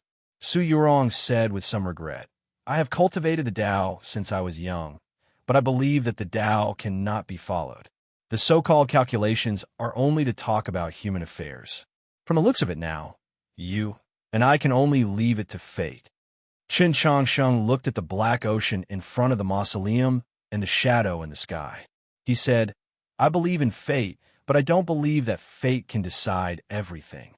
When he said this, he was very serious and also very calm. Only the final word matter trembled a little, indicating that he was still somewhat nervous. He composed himself and continued, "The soul wood really is in the hands of the demons. No wonder we did not encounter any monsters on our way to the mausoleum of Zhou, but these demons clearly could have commanded monsters to kill us a long time ago. So why didn't they do so, and instead helped us clear the path?" Su Yurong said, "Last time when we passed by that patch of autumn reeds, They said that the greatest possibility was that they needed us to help them guide the way. From this, it could be seen that in the eyes of the demons, the location of the mausoleum of Zhou was at least far more important than their lives. Why were the demons searching for the mausoleum of Zhou? What was inside that they absolutely had to obtain? No matter how they thought about it, it should be the having blade technique carved on the walls of the obsidian sarcophagus. Thinking of this, Chun Changsheng and Su Yurong glanced at each other. Now that the having blade technique had been destroyed, only by combining the words and pictures that they had memorized in their minds could the blade technique reappear. Using this to threaten the demons in exchange for a way out, he used his eyes to inquire. It's useless. Su Yurong looked at the cold eyes of the girl at the bottom of the divine path and shook her head. The phoenix and the peacock were fated rivals. The meeting of the two geniuses of different races in the Garden of Zhou was what gave rise to so many stories. In that decisive, or even bitter, battle at the peak of Sunset Valley, no matter what kind of terrifying strength Nank displayed, she calmly responded, concealing her victory. Even when the zither-playing old man entered the battle at the end, causing her to be heavily injured and fall into the abyss, the instant she was about to enter a desperate situation, her bloodline underwent a second awakening. She sprouted a pair of pure white wings and broke through the night sky. If it were not for the fact that she had to save Chun Changsheng in this battle, she would undoubtedly be the victor, as long as she could leave the Garden of Zhou alive. However, the current her, although her life was temporarily not in danger, she was still weak and exhausted. She simply did not have the strength to continue fighting, while Nank had clearly recovered to her original state. She was as powerful as she was at the peak of Sunset Valley, perhaps even more tyrannical. Should I regret it? She probably regretted it. She looked at Chun Changsheng calmly and didn't say anything. Chun Changsheng did not know that she was looking at him because he was currently staring at the black ocean in front of the mausoleum. The black ocean was composed of thousands upon thousands of monsters. Countless powerful and bloody cheese soared into the sky, as if they wanted to tear open the sky above the plains. In the monster tide, there were gray flood dragons, demon vultures, and many other monsters with cheese so powerful that his spiritual sense could not detect them, not to mention the terrifying shadow in the sky behind him. If the monsters in the plains from all directions began to attack, this black ocean could directly submerge the mausoleum. Let alone him, even those powerful divine generals at the peak of star condensation, or even saints at the saint realm, could only avoid them. Unless Zhou Dufu was revived, who could resist such a terrifying monster tide with their own strength? However, whether it was because Zhou Dufu's chi remained in the mausoleum, or because it was controlled by the black wood that emitted countless rays of light, although the monster tide was a little restless, especially the gray flood dragons and demon vultures that had many of their comrades killed by Su Yurong before, constantly emitted mournful cries, they still remained 10 li away from the mausoleum. They did not take a single step closer. The black ocean was a curtain, and a gorgeous stream of light was drawn on it. Seeing this scene, Chun Changsheng thought of the unforgettable encounter in the lake several dozen days ago. His pupils constricted slightly, and the hand that held the hilt of his sword subconsciously tightened. The stream of light instantly passed through the seemingly endless divine path, and arrived at the center of the several hundred zhang tall mausoleum. It arrived in the air in front of Chun Changsheng and Su Yurong. Beautiful and agile wings of light lightly flapped in the dusky light. Between the wings of light were two beautiful women that seemed to be one. Their brows were both extremely beautiful, but their appearance and temperament were extremely different. It could even be said that they were polar opposites. One was dignified, one was charming. One had flowing eyes and was amorous, like a beauty from the flower kingdom. The other had quiet and gentle eyes and was pure and pleasant, like a daughter of a noble family. Standing side by side, they gave off an extremely great visual and spiritual impact. If Chun Changsheng was a little older, perhaps he would be able to understand this kind of temptation, but he was not even 15 years old. Moreover, he was wholeheartedly cultivating the Tao to seek longevity, so he had never considered such matters. In his eyes, these two women were still the terrifying witches that had almost killed him in the lake. Su Yurong said, "They're Nank's two wings, or two maids. One is called Hua Chui, and the other is Ning Xiao." This was the first time Chun Changsheng had heard of their names. He was slightly startled, and when he looked at them again, there were some other emotions in his gaze. As he chatted with Su Yurong along the way, he knew that Su Yurong's two wings were indeed spiritual bodies that the Candle Shadow Shaman tribe had used some method to create. They had a spiritual sense and self-awareness, but they had to listen to their master's orders for the rest of their lives. Their life and death were not in their control. With just a thought from their master, they would be annihilated and die. Now that he heard these two names, he did not like them. Hua Chui, Ning Xiao, these were the most common names and origins of servant girls. They gave people a feeling that they were timid and lowly, and that they could not live happily. Of course, he knew that these names were definitely not chosen by them. What he did not like was the demon princess who had bestowed them with these names, and who could control their life and death. Nang's two maids served their master every day, so how could they not see the meaning in his eyes? Hua Chui was the charming beauty with an extremely soft waist and soft eyes. Her pair of watery eyes looked at Chun Changsheng, and with an extremely soft voice, she said, "Truly a child who knows how to love others." Ning Xiao was the beautiful and dignified young lady from a noble family, but she did not like the sympathy or even pity in his eyes. She thought to herself, "That day by the lake, you almost died at our hands, yet you actually sympathize with our master for controlling our lives and deaths. How laughable, how disrespectful." With a sliver of anger, she charged towards a stone platform. "Io, what are you in such a hurry for? I haven't even talked to him yet." Hua Chui was brought to the stone platform by her. She spoke in a somewhat flustered manner, and seemed to be in a flurry. However, her fingertips were already emitting a faint green light. It was extremely treacherous. With a hissing sound, countless specks of green light appeared in the air in front of the high platform of the mausoleum, densely covering the area like stars. The green light was the poison of the peacock plume. Once it entered the flesh, death was inevitable. When they were fighting by the lake, they had tried everything they could think of, but they were still unable to pierce through Chun Changsheng's skin. Now that they were still attacking like this, they must definitely be hiding some other methods. Su Yurong quietly watched this scene. Her right hand held the longbow, and her fingers lightly tapped the smooth and ancient body of the bow in a certain rhythm. She was prepared to act at any time when Chun Changsheng could not react. At this moment, she truly did not have any ability to fight, but she could at least use the tong bow to block an attack from the enemy. Chun Changsheng did not give her this opportunity. He took a step forward with his right foot, and the sole of his shoe created a splash on the stone platform. His strength moved from his waist to his shoulder, and then to his wrist. The dagger turned into a perfectly straight line, piercing towards the edge of the stone platform. With a crisp crack, the air around the edge of the stone platform seemed to have been directly pierced through by his dagger. What was even more miraculous was that in the surroundings of the perfectly straight line that his dagger had pierced out, countless pure white snowflakes suddenly condensed in the air. These snowflakes were at least 10 times larger than the snowflakes that were naturally formed. They were beautiful and concrete.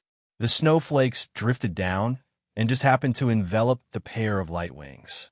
The two maids within the wings of light, in terms of individual battle prowess, were both at the upper level of ethereal opening, the same as him. After combining, their battle prowess had increased by countless times, which was why they had not given Chun Changsheng any chance that day by the lake. Today, in order to show off in front of their master, they had even secretly prepared other methods. However, they did not think that all of their follow-up methods would be broken by Chun Changsheng's dagger before they could even be used. The dagger that Chun Changsheng used had not appeared on the continent for at least a decade. It had only appeared once in the Grand Examination 2 months ago, so no one recognized it. He used the Orthodox Academy's toppling mountain staff. In terms of sword speed, the Orthodox Academy's toppling mountain staff could not compare to the Heavenly Academy's sword of hithering light. In terms of sword force, the Orthodox Academy's toppling mountain staff could not compare to the three swords of Wenshui, nor could it compare to the Lishan sword sect's wind and rain greatswords. However, the toppling mountain staff was a staff technique that the teachers of the Orthodox Academy used to educate students who violated the rules. The most important thing about it was the word reason. His dagger seemed unreasonable, but it was actually very reasonable. The reason was the black frost-cold chi on the dagger, and the tens of thousands of snowflakes drifting down from above the stone platform. Nang's two maids were too fast, so fast that even using the Yeshur step was meaningless. Moreover, the area of the stone platform was too small, inconvenient to use, and he had no way of fighting with them in the air. Therefore, he had to restrict their speed and control this battle within a relatively small space. At the same time, the Orthodox Academy's toppling mountain staff also relied on the word strict. Strict meant not being flexible. You cannot avoid it. These two words were the heart of Chun Changxing's dagger. Together with the black frost-cold chi, this dagger could be said to be extremely cold. The snowflakes fell and touched the faint green light. In an instant, the green light became incomparably dark. The cold sword energy took advantage of the situation and pierced straight at the two girls in the wings of light.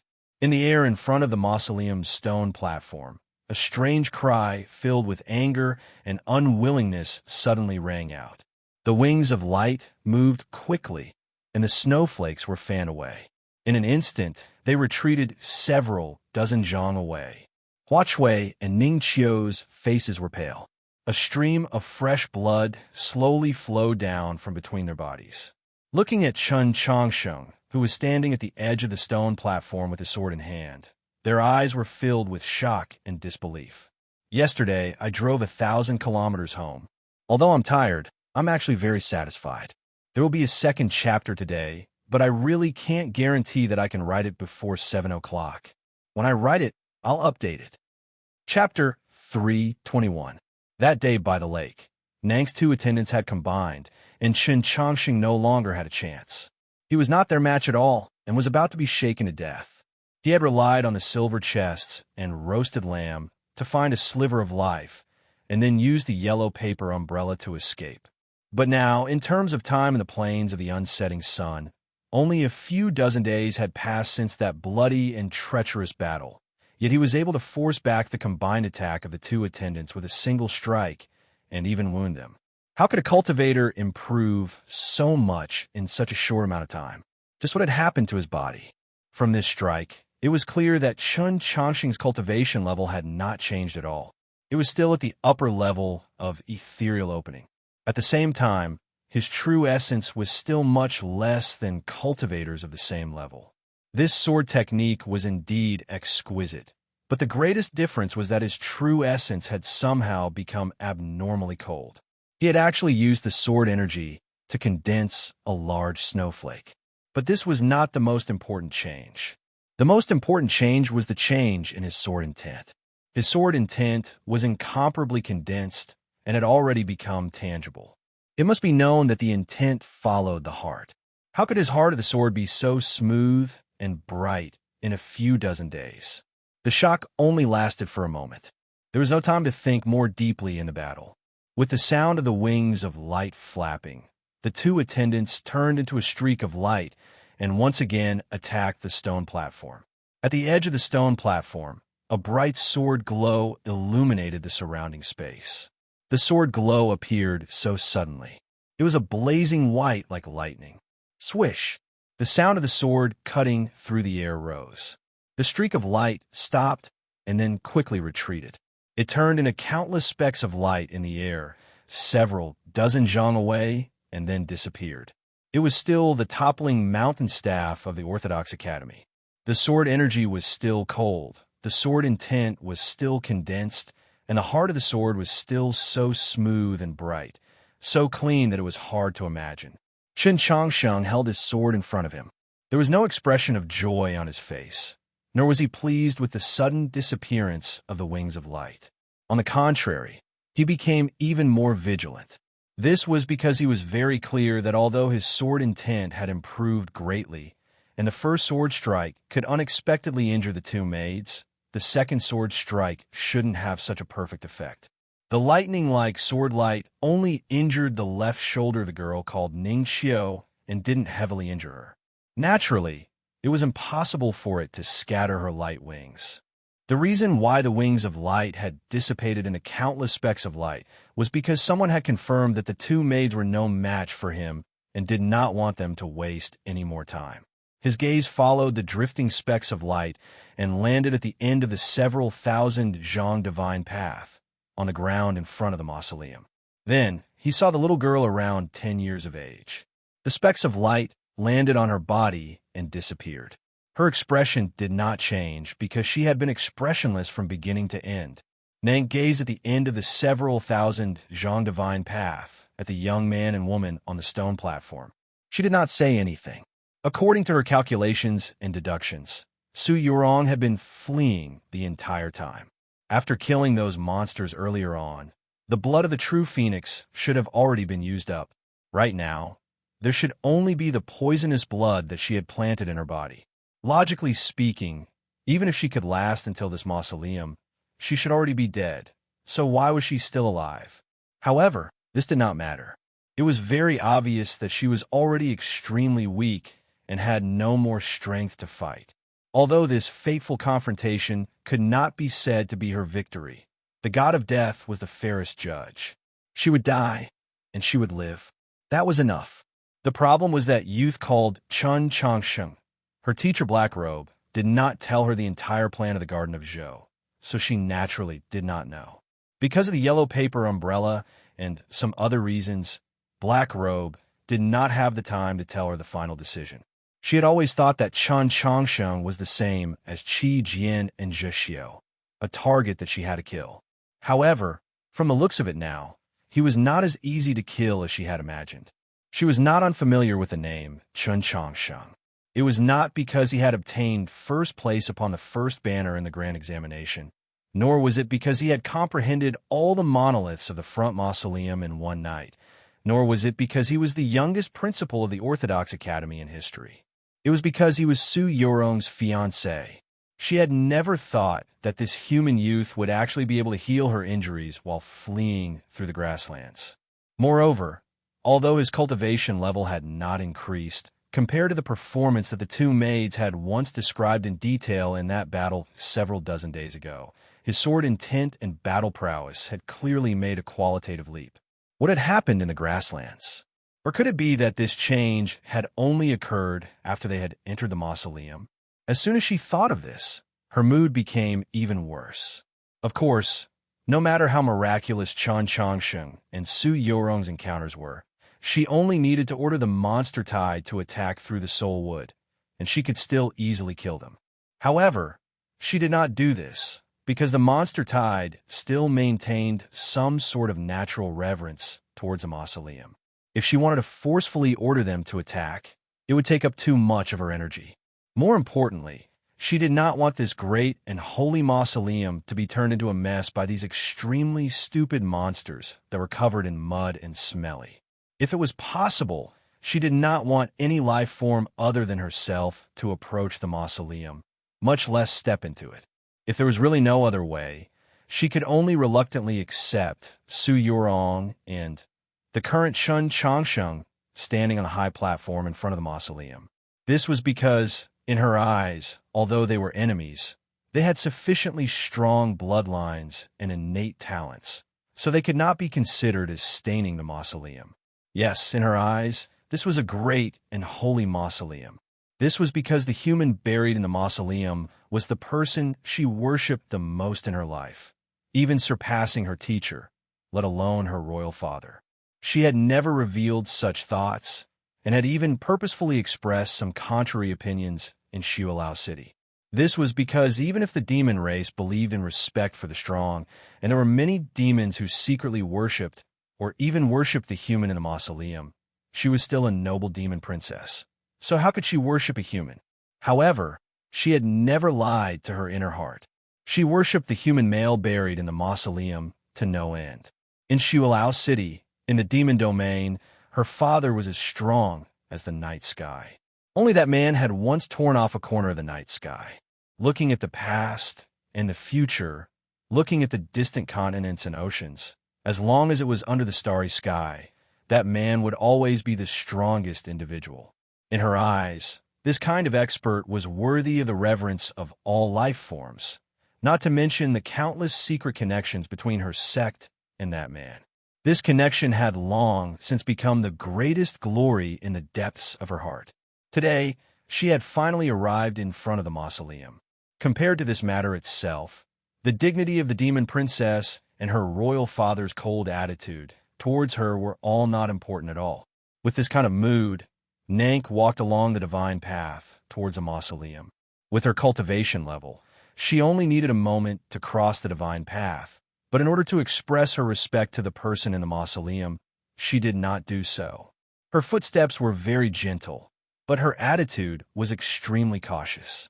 She walked very slowly, and her expression was very solemn, as if she was worshipping. As she walked, several hundred dark green tail feathers slowly grew from her back, then began to flutter in the wind. It was so beautiful and bewitching that it could not be described with words. The sun at the edge of the plains had already become a blurry ball of light. The darkness of the night had not yet come, but it was even darker. As she walked along the divine path, she reflected the last of the twilight, becoming brighter and brighter, as if she was burning. Seeing this scene, Su Yorong's eyes also lit up and then slightly dimmed, because no matter how much she wanted to fight Nank in her current state, she was already powerless to do so. Chen Changxing's eyes did not become brighter, because his eyes would always be this bright. It was just like how Nank's expression would not change at all, because she would never have any expression. In Tang 36 words, his eyes were like two mirrors. They were bright and often made people panic when they looked at them. He was the same as Su Yurong.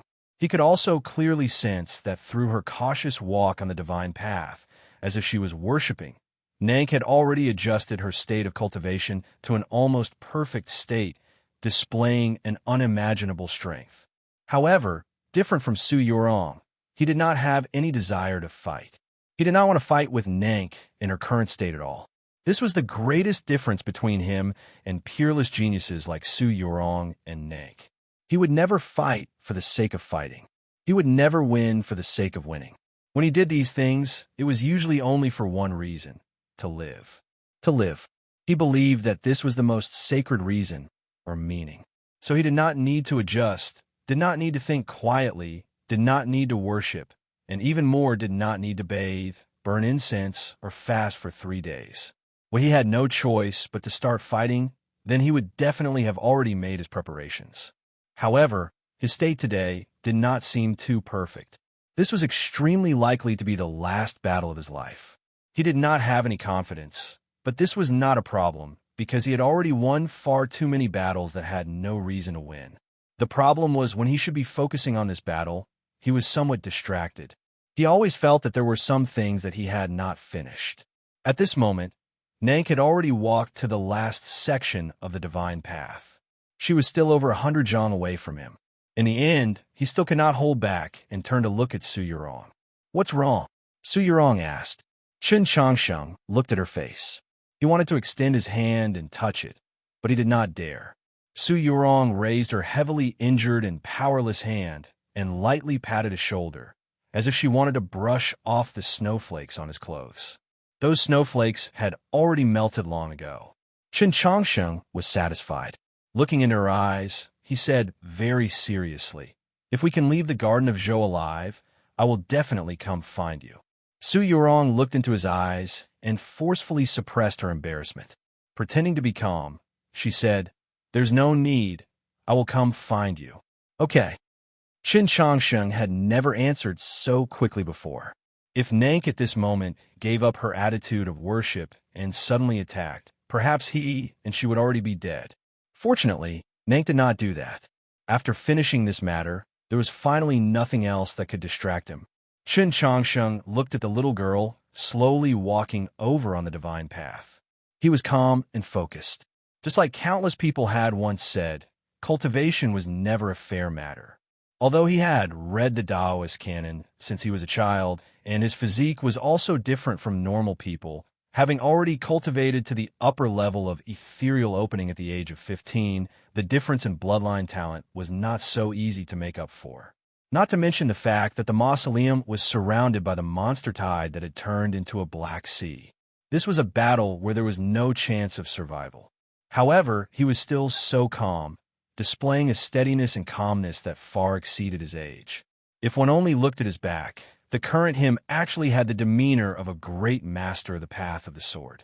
The reason why he was able to force back a strong enemy with a single strike was because his heart of the sword was already different from before. In this long escape through the grasslands, after several dozen days, what he and Su Yurong did the most was talk. What they talked about the most was cultivation. From the rain temple to the snow temple, from the reeds in autumn to the island of grass in summer, they always talked about this. He had the talent for cultivation, but he did not have any battle experience. Su Yurong had taught him a lot. More importantly, her attitude towards cultivation and life, that indifference, calmness, and easiness had affected him a lot. This was the Tao heart. The heart of the sword was also a part of the heart of the Tao. In terms of a brightly lit heart of the Tao, in the entire younger generation of the cultivation world, who could be stronger than Su Yurong?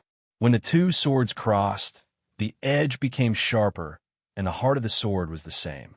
Right now, his heart of the sword was already brightly lit, so his sword intent was naturally strong and pure. Su Yurong did not know that he was only 15 this year.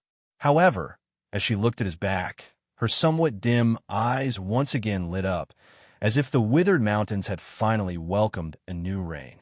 She left his side and returned to the main entrance of the mausoleum. She found a corner that could shelter her from the rain, snow, and wind, and sat down cross-legged.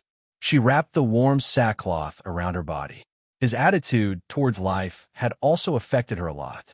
So, she closed her eyes and began to rest. Done. End. Please vote for me on Monday. Sorry for troubling everyone. Chapter 322. Nank followed the divine path and arrived several dozen zhang away from the stone platform. She looked at the scene in front of the mausoleum and felt slightly strange. Su Yurong closed her eyes. Her somewhat pale face had a tranquil expression, as if what was about to happen had nothing to do with her. This attitude represented her absolute trust in a certain person. That certain person was naturally Chen Changsheng, who was standing at the edge of the stone platform. Nank looked at Chen Changsheng, somewhat confused. Even if he was Su Yurong's fiancé, how could she trust him so much? Chen Changsheng was also looking at her. That morning, by the lakeside densely covered with reeds, he had only met Nank once before turning around and entering the grassland. Only after several dozen days had passed did he see this terrifying demon girl again. Calling her a young girl was not even accurate. From her clear and immature appearance, she seemed to be around 10 years old. The distance between her two eyes was rather wide, causing her forehead to seem rather wide as well. Her gaze was indifferent or perhaps dull, giving people a dull feeling. It was precisely because the peacock soul between her eyebrows was too powerful. He confirmed that he had not seen wrongly back then. This girl was indeed sick. He thought about it, but did not say anything. After fleeing for so long in the grassland, he had already thought it through. Cross-eyed was not a nice word to hear, and he was currently very nervous. The hand that gripped the hilt of the dagger did not sweat, but his knuckles were rather white. He already knew that Nank was the demon princess, and it was said that she was the one with the greatest bloodline talent out of all the children of the demon lord. Even more terrifying was that she was the only disciple of the mysterious and powerful demon military advisor, Black Robe. Back at the lakeside, he could not even defeat Nank's two maids. Even if his swordsmanship had greatly improved, how could he be her opponent? A true battle never had a prelude. This battle that occurred on the stone platform of the mausoleum would decide the ownership of the mausoleum of Zhou, and would decide the final success or failure of the demon's great plot. Naturally, there would not be any long-winded speeches or probing. Without any delay, without any warning, as the wind blew around the mausoleum, the battle began. The pair of dark green wings behind Nank flapped in the wind. With a light hum, it represented that the air was rapidly deforming and being shaken apart. Her petite body instantly disappeared from where she was, and in the next moment, she appeared in front of Chun Changsheng. She extended her slender index finger, and with a terrifying chi, it pierced towards the center of his eyebrows. She came too fast, and her movements were even faster. Chun Changsheng, who had been accumulating his strength for a long time and had already pushed his sword force to the extreme, didn't have time to draw his sword. With her wings, her speed was simply too fast, so fast that it was hard to imagine. In the entire continent, she could probably be ranked at the top. Other than people like Jin Yulu, who else could keep up with her? At this moment, any of Chun Changsheng's responses, such as unsheathing, sweeping, stabbing, slicing, chopping, or lifting, were all too late. He was unable to keep up with Nank's speed and rhythm. As long as he tried to make a move, he would definitely be pierced between his eyebrows by her fingertips. Her finger was very slender and looked very ordinary, but the aura it carried was very terrifying. Anyone could imagine what would happen if they were hit by this finger. Therefore, he could only do nothing and retreat into nothingness. This light sound came from Nank's fingertips. The terrifying force had yet to be released, so it did not touch Chun Changsheng's eyebrows. However, it seemed like the space at the edge of the stone platform was about to split open. Chun Changsheng suddenly disappeared before her eyes. This finally caused her wooden expression to change slightly. This was something very difficult to understand, but it actually did not make her think too much less raise her guard. This was because she understood but did not care. Just as Chun Changsheng's figure appeared on the other side of the stone platform, she appeared almost at the same time. She still pointed her finger at his eyebrows. This reality was rather unexpected for Chun Changsheng. She was actually able to keep up with his footsteps. It had to be known that this did not have much to do with speed. He was using the most mysterious and unpredictable Yesher step, which was the fastest to evade in a short distance. His figure disappeared once again, and Nank's figure also disappeared with it. In the next moment, his figure appeared in front of the main entrance of the mausoleum. Immediately after, Nank's figure also appeared there. On the high platform in front of the mausoleum, there were no whistling gales. There was only a gentle breeze. The two figures appeared and disappeared without making any sound. It was extremely strange. Chun Changsheng had no way of breaking away from her. He had no way of breaking away from the slender finger that was getting closer and closer to his eyebrows. He had no way of breaking away from the terrifying chi and the smell of death. With a single step, he stepped into the dark, avoiding the finger. Only when he appeared did he discover that he had already been forced to the edge of the high platform by Nank.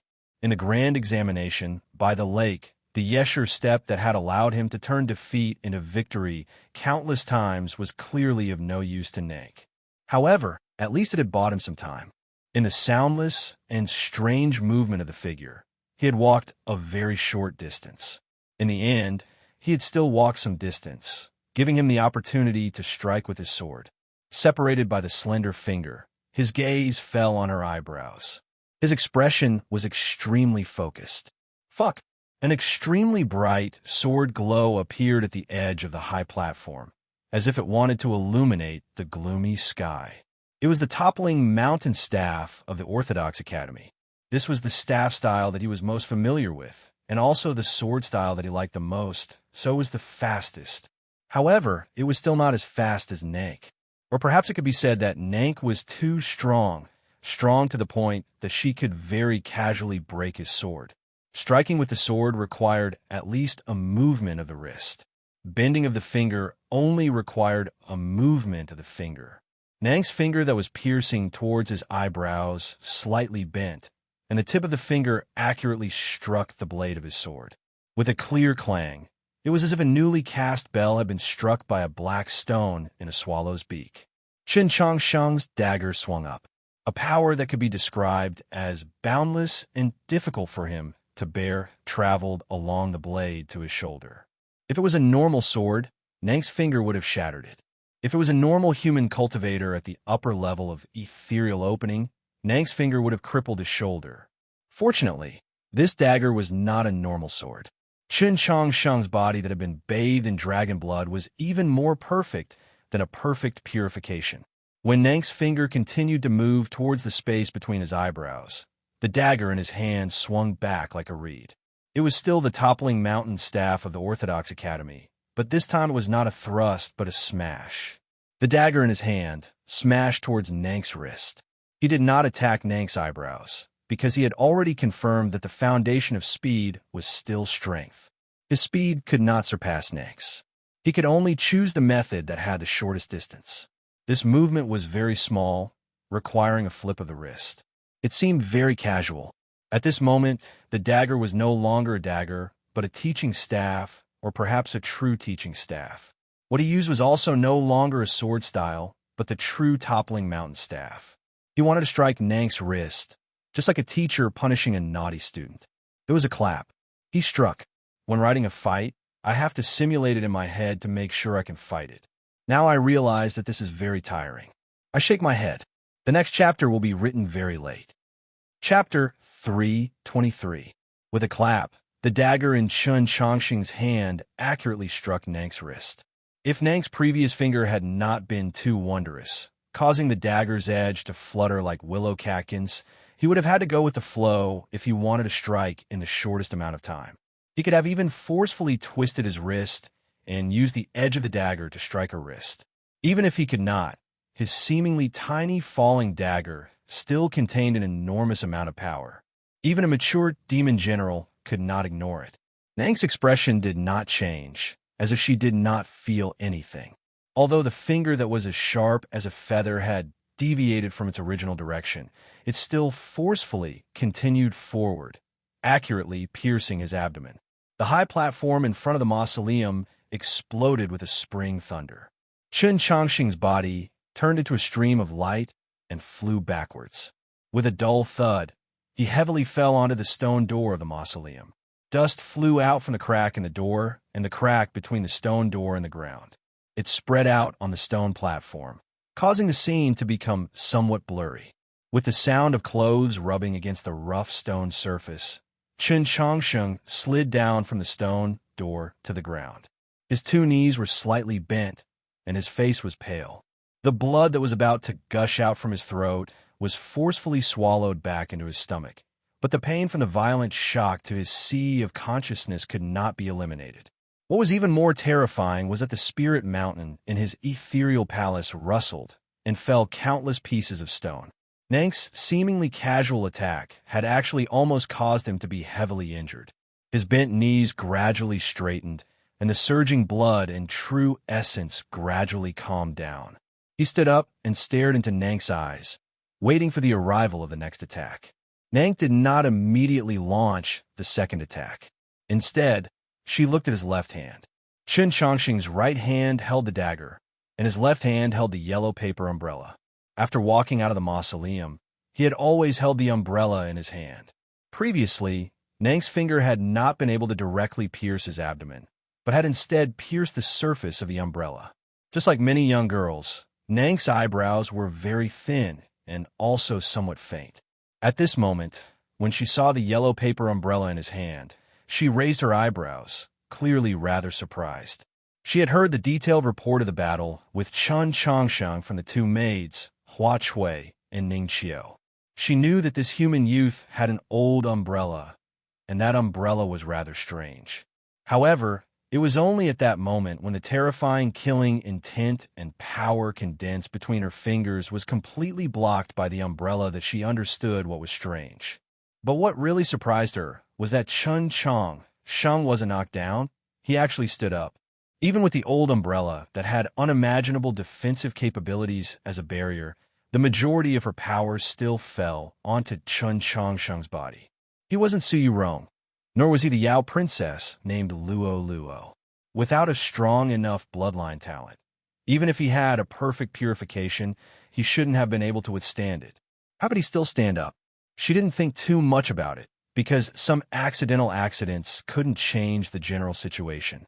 This mighty mausoleum would be inherited by her, and Su Yurong and Chen Changsheng, this adulterous couple, would definitely die by her hands. Your discerning steps aren't right. She looked at Chen Changsheng and said. Behind her, there was a sea of beasts on the grassland, and the sky was as dark as night. When she said those words, she slightly raised her chin, her expression indifferent. She was clearly much shorter than Chen Changsheng, but she looked down on him. She was clearly younger than Chen Changsheng, but her tone was like she was educating her own student. She was clearly a petite, even skinny, little girl, but she seemed like a grandmaster. Chen Changsheng knew that what she said was correct.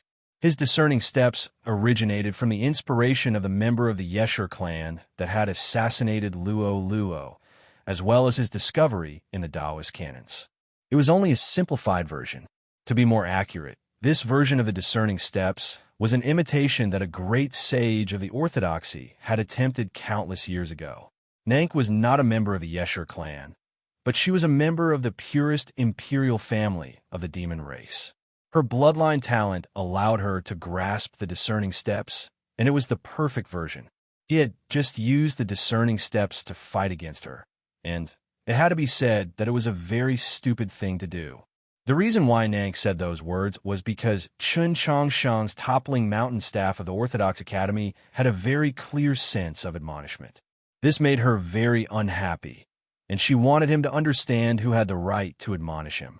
After saying those words, she had achieved her goal. Naturally, she would not say any more nonsense.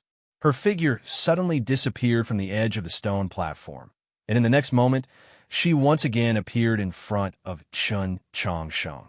Her fingers still pierced out, still piercing towards the space between his eyebrows. Several dozen days ago, in the wetlands at the edge of the plains, Chen Changsheng looked at her on the shore and said that she was sick, that she was cross-eyed, and that there was a problem with the pineal aperture between her eyebrows being pushed by her powerful soul. Then today, she would poke a bloody hole between his eyebrows and see if there was a problem inside.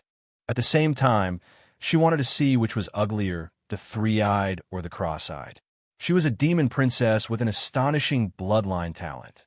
But after all, she was still a little girl around the age of 10, so it was naturally unavoidable for her to be angry. However, her attack was definitely not child's play and was extremely terrifying. After suffering a crushing defeat in the previous move, Chen Changsheng knew for sure that he could not be faster than her, no matter if it was movement techniques or the speed of his sword. Therefore, he had no way of snatching an attack from her, so he could only defend. The cold wind in the mausoleum suddenly grew stronger, as if it was midwinter.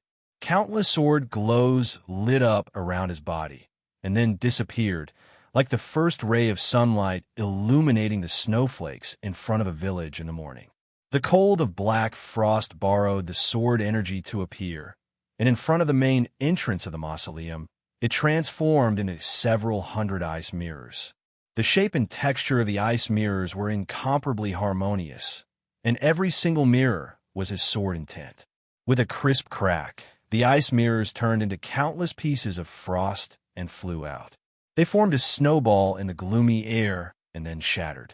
Almost at the same time, the several dozen ice mirrors in front of him shattered at the same time. A strange snow fell in front of the main entrance of the mausoleum. The snowflakes were very hard, even carrying shards of ice, and the cold wind became even more intense. An extremely clear hole appeared in the wind and snow. Anyone could see that it was the result of a thin and small figure.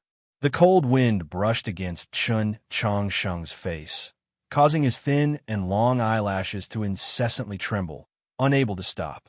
Nank's figure appeared, and it was still that thin finger, still piercing towards the space between his eyebrows.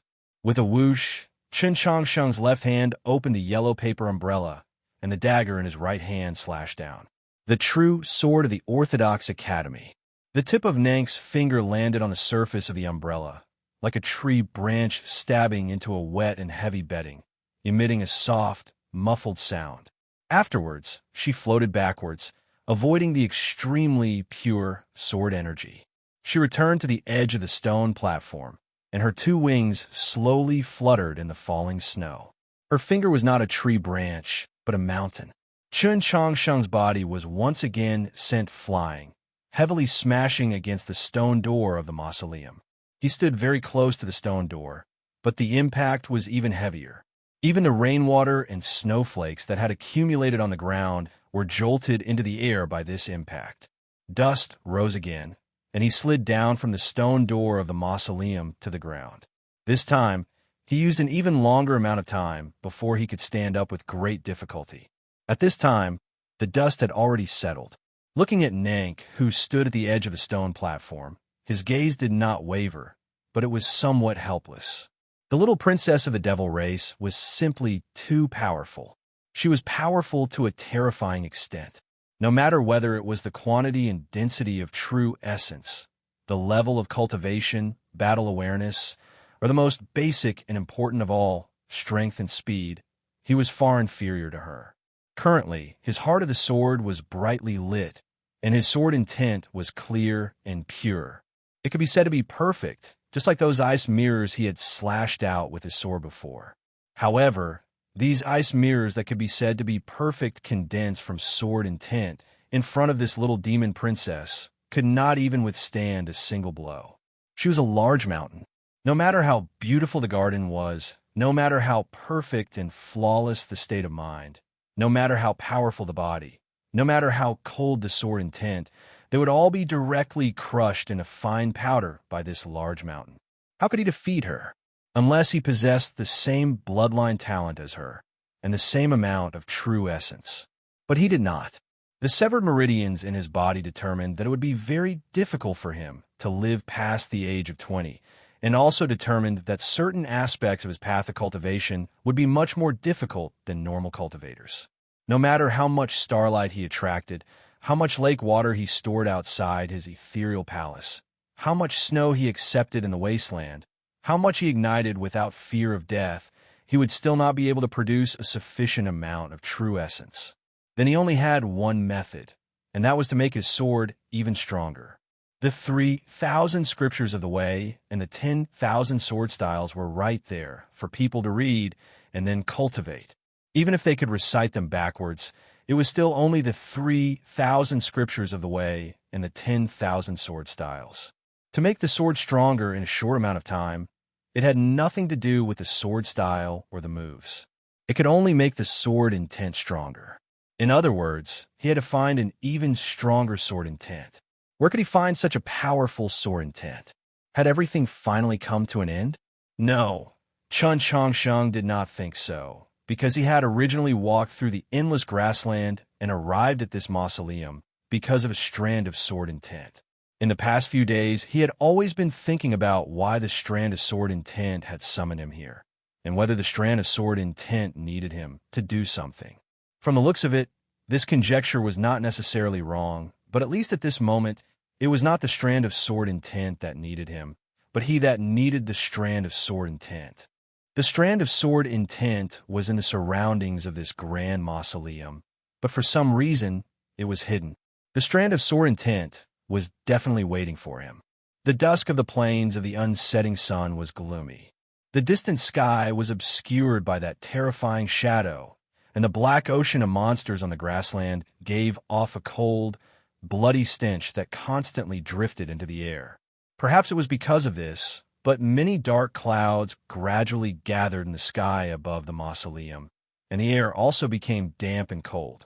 Without any warning, a cold rain fell, drenching the huge stones of the mausoleum and painting the color of the world even darker. Su Yurong was wrapped in sackcloth, leaning against the corner of the mausoleum's main entrance so that she would not be drenched by the cold rain. Chun Changsheng held the yellow paper umbrella and stood in the cold rain, looking at Nank at the edge of the stone platform. It was unknown what he was thinking. Suddenly, his eyes lit up. It was not because Nank was emitting light, nor was it because he had thought of something. It was because his gaze passed Nank and landed on the distant depths of the grassland, where he saw a rainbow. That rainbow should actually be called a rainbow of light because it did not have 7 colors. It was only dazzling white. The light in his eyes was the shadow of that rainbow of light. The yellow paper umbrella in his hands began to tremble slightly. The rainbow of light rose from the northwest direction, several dozen li away. There was no rain in the grassland there. There were pools of water everywhere under the weeds and reeds, making it seem more like a sea. There was a weed there, and it suddenly shattered. The surface of the water in the grass, that was as calm as a mirror, also suddenly shattered. The grass shattered into pieces, and the water shattered into lines. Those lines were very similar to the patterns that were commonly seen on the body of sword. As for the annual ticket, everyone just needs to vote for free tickets every day. This is a very serious matter. Also, vote for the work. Once the two ends are separated, the editors will directly vomit blood. Actually, I will definitely vomit blood when I write this scene. I can't say that I'm not good at writing battle scenes, because I've written many pretty good battle scenes. However, when I write battle scenes, I really need to put in countless times the effort and intelligence that I don't have much. Everyone knows that I'm essentially still a romance author, right? See you all tomorrow. Chapter 3:24. The surface of the water began to tremble faster and faster, and the ripples grew denser and denser. The ripples that had dispersed in all directions gradually gathered together, clashing and tearing at each other. In the end, they transformed into countless beads of water that were shaken off the surface of the water.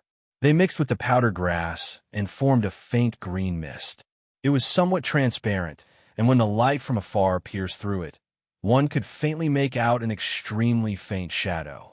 The shadow was very thin and straight, like an unfinished straight line. It was extremely faint, as if the ink used to draw this line had been filled with lake water. It gave one the feeling that this thin shadow was clearly in the mist, yet it seemed to be somewhere else.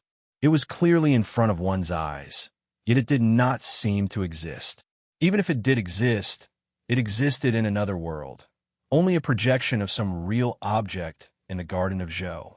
The green mist was the boundary between the real world and the other worlds.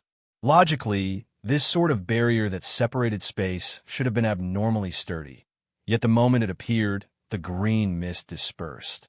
It dispersed so quickly that the surrounding space did not even have time to react. A terrifying hurricane arose in the plains. In an extremely short amount of time, the object rapidly dispersed. In reality, this was an explosion. To use simple words to describe this scene, it should be said that the green mist had exploded. However, this explosion did not produce any sound. Besides the whistling of the wind, it was so quiet that it was strange and terrifying. Silence did not mean softness and powerlessness. Countless terrifying cheese and unimaginably sharp edges followed the dissipation of the green mist and spread out in all directions. They easily overtook the hurricanes that had been pushed away by the distortion of space, and were the first to come into contact with the living and inanimate objects in the plains.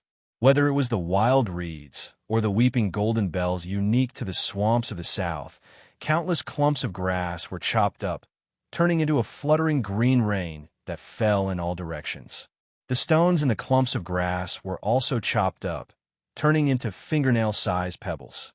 They were blown by the wind into the wetlands like sharp arrows, knocking out the frogs and fish hiding in the mud. Soon after, those frogs and fish were also chopped up.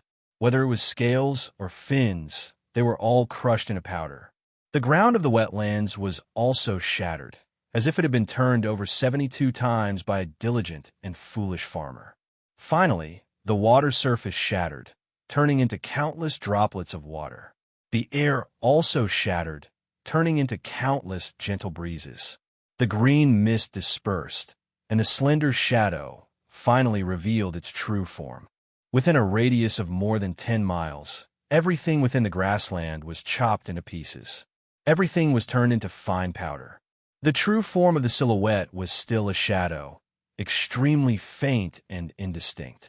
It couldn't be seen clearly, but one could roughly tell that it was a sword. This thin shadow was not the real body of the sword, but the shadow of the sword. In other words, it was a sword will. When that sword intent sliced through all things and revealed its true form, the entire plains of the unsetting sun, or even the entire Garden of Zhou, sensed it. An extremely deep tremor came from the depths of the mausoleum of Zhou. In the black ocean formed by the beast tide, countless wild waves rose. That was the movement of tens of thousands of monsters looking at that sword will. The terrifying shadow in the sky became even lower, as if it was going to cover the entire grassland. In front of the main entrance of the mausoleum, Nank suddenly turned around and gazed into the depths of the plain. Her eyes narrowed, and her usual indifferent and even somewhat dull gaze became incomparably sharp. However, no matter if it was the tens of thousands of monsters or her, or even a shadow in the sky, they could only see the plain with a circumference of 10 li in the depths of the plain.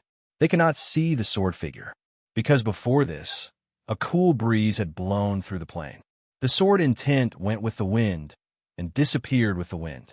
It was silent, and in an instant, it disappeared without a trace. No one sensed that the sword intent had followed the cool breeze, passed through the dusky plain, and entered the dark clouds. It ignored the rain falling from the sky and arrived in front of Zhou Dufu's mausoleum. Then, like the stamen of a winter sweet, it landed on the ground covered in thick snow. It was like the first stream of muddy water flowing from upstream, flowing into a riverbed that had been dry for 1,000 years. Just like that, it disappeared into the mausoleum. Naturally, no one was able to discover where the sword intent had gone. Qin Changxing's left hand held the umbrella at an angle. He did not block the rain, only guarding against Nank's attack. His entire body was already drenched by the rain. The rain gradually became heavier. The pearl-sized droplets of water constantly struck against the surface of the yellow paper umbrella, producing a drumming sound. The yellow paper umbrella began to tremble slightly. The trembling followed the surface and the ribs of the umbrella to the handle of the umbrella. Then, it clearly traveled to his hand, his body, and his heart. The sound of the rain gradually grew louder, but the high platform in front of the mausoleum seemed incomparably quiet. Nang turned around and looked at him expressionlessly. For some reason, she felt that this completely drenched and incomparably sorry-looking youth had become somewhat different from before. She did not know where this feeling came from and how it was related to the change in the plain earlier. However, she knew that some things were about to change. She would not accept any change that would prevent her from entering the Grand Mausoleum, so she decided to end this battle before the change came. However, she did not think that the change had already occurred. Hua! That was not the sound of a torrential rain, but the sound of a pair of wings unfolding in the rain. The green wings, over 10 zhang in length, unfolded behind her, bringing out 2 streaks of rain. Under the dim light, the droplets of water were like droplets of blood, beautiful and soul-stirring. The green wings suddenly sped up, and a gale suddenly rose on the stone platform in front of the mausoleum's main entrance. The rain that fell from the sky all shot away, and a powerful qi directly shook all the rain back into the sky. Nank disappeared from the edge of the stone platform. In the next moment, she attacked Qin Changxing with a few droplets of rain and an extremely cold, killing intent. Qin Changxing's gaze passed through the rain and cold wind and met with the little girl's gaze. All he saw was coldness and the determination to kill. In that instant, his eyelashes were frozen by the cold wind and killing intent to the point that they no longer trembled. The demon princess' terrifying attack with all her strength had actually made him think that he could not block it. He thought like this, but he could not do it because he wanted to live. As a result, he gripped the dagger and slashed at the rain and cold wind in front of him. However, in the instant he swung the dagger, he felt an extremely strange sensation, so much so that his arm became stiff. He did not have any confidence that this dagger could block Nank's attack with all her strength. However, for some reason, he felt that the dagger in his hand seemed to be very confident. The dagger pierced towards the cold wind and rain. The cold wind suddenly dispersed, and the cold rain immediately stopped. In just an instant, the edge of the dagger broke through the wind and rain and arrived in front of Nank's forehead. The sword energy of this strike was not stable, and the heart of the sword was not clear, much less any sword move. However, the sword intent was incomparably powerful. I have nothing to do today. I will slowly and seriously write. I will write 9,000 characters before going to sleep, but not too quickly. Chapter 325. This strike indeed couldn't be considered a sword move. The sword momentum was also extremely unstable, and the heart of the sword was even more terrible, because as soon as the sword was unleashed, Chun Changsheng discovered the abnormality and was suddenly at a loss. What kind of unforeseen event could cause someone as calm and mature as him to be unable to maintain his state of mind? The moment he drew his sword, he suddenly realized that this short sword that had accompanied him for a long time no longer belonged to him. It began to act on its own. The dagger slashed through the wind and rain, slashing towards Nank, who was behind the wind and rain. It seemed like a sword technique that he had completed with a swing of the dagger, but in reality, it had nothing to do with him. In his initial plan, he was prepared to use the most powerful attack of the true sword of the orthodoxy to deal with Nank's full-strength attack, but the dagger didn't listen to his will and use that sword technique. Instead, it just stabbed forward. This stab was extremely reckless and careless.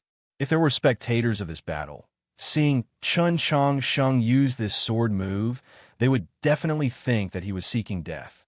What was going on? There was a power in his body. No, it was not power, nor was it an aura. It was a feeling that was hard to describe with words. It made him hold the dagger and stab it towards the wind and rain in front of him. His movements were completely in accordance with that feeling. He was chasing after that feeling. His movements were very natural. The sword that pierced through the cold wind and cold rain was not straight. The sword path was crooked and twisted. It looked like a line left by a child who had just learned to write on a piece of paper. It was impossible to see the move, and there was no hidden meaning.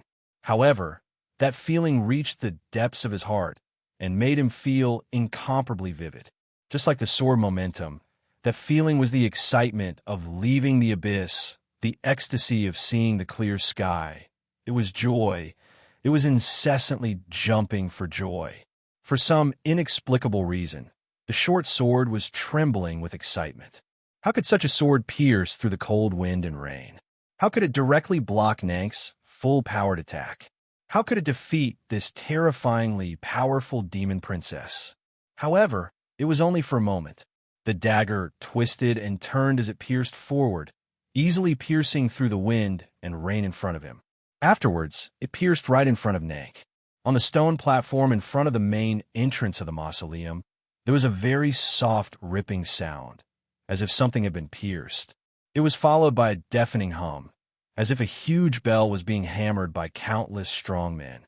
A strong vibration occurred, and the air surged in all directions, swirling up countless dust and rain stains. Nank's furious howl rang out amidst the dust and rain and snow. Just like in the battle at the peak of Sunset Valley, her howl was still clear and bright, but compared to that night, her howl was no longer as steady, powerful, and confident. Instead, it was filled with pain, confusion, and shock. The powerful aura instantly shook off the dust and snow on the stone platform, clearing the area. Nank swiftly retreated. Her feet landed on the boundary between the stone platform and the divine path, producing a muffled bang. Several cracks appeared on the limestone there. A half-foot-long green feather, exuding a bewitching and beautiful feeling, slowly landed on the stone platform. Nank's small face was pale. She looked at Chun Changsheng with eyes filled with flames of anger and a trace of subtle confusion. After a while, she withdrew her gaze and looked at a certain place on her dark green left wing. She saw that there was a sword wound there, and it was currently slowly seeping blood. The dim light from the sky in the distance shone through from there. It was quiet in front of the main entrance of the mausoleum. Probably because of the pain in her howl, Su Yurong had also woken up. Seeing the scene in front of her, she was slightly stunned and speechless. Nank looked at Chun Changsheng again. Her gaze landed on the dagger in his right hand, and her pupils constricted slightly. She did not understand, why was this dagger so sharp? What sword style was this? Why had the sword intent become so strong? Chun Changsheng also looked at the dagger in his hand. His expression was also somewhat confused. He had already spent over a year with the dagger that his senior had gifted him, but why did this dagger give him a somewhat unfamiliar feeling? He knew that this dagger possessed a sharpness that was not inferior to the divine weapons on the tier of legendary weapons. But why did this dagger possess such a strong sword intent? Yes, at this moment, he had already confirmed that the strong feeling from before was sword intent. The dagger followed that feeling, pursued that feeling. It seemed crooked and ugly, but in reality, it was incomparably natural, as if it was walking in the clouds, flowing in the water. Of course, this feeling was sword intent, and it could only be sword intent. It was just that this sword intent did not belong to him, because the current him, even if he could achieve illumination of the sword heart, his cultivation was still not enough to cultivate such a powerful sword intent. Just where did this sword intent come from? If it was not the dagger's own sword intent, then when did it enter his body? The fingers on his hand that gripped the hilt were somewhat white. He thought with confusion and shock, could it be that this sword intent was the sword intent that the yellow paper umbrella had been searching for all this time? Was it the sword intent that had led him through the boundless plains to the mausoleum of Zhou? Didn't this sword intent disappear? When did it come? And why did it come? He had a greater understanding of this sword intent, so he thought even more. Nang did not need to think so much, so she woke up even faster than him. The shock and anger in her eyes completely dissipated, recovering their previous indifference and sluggishness.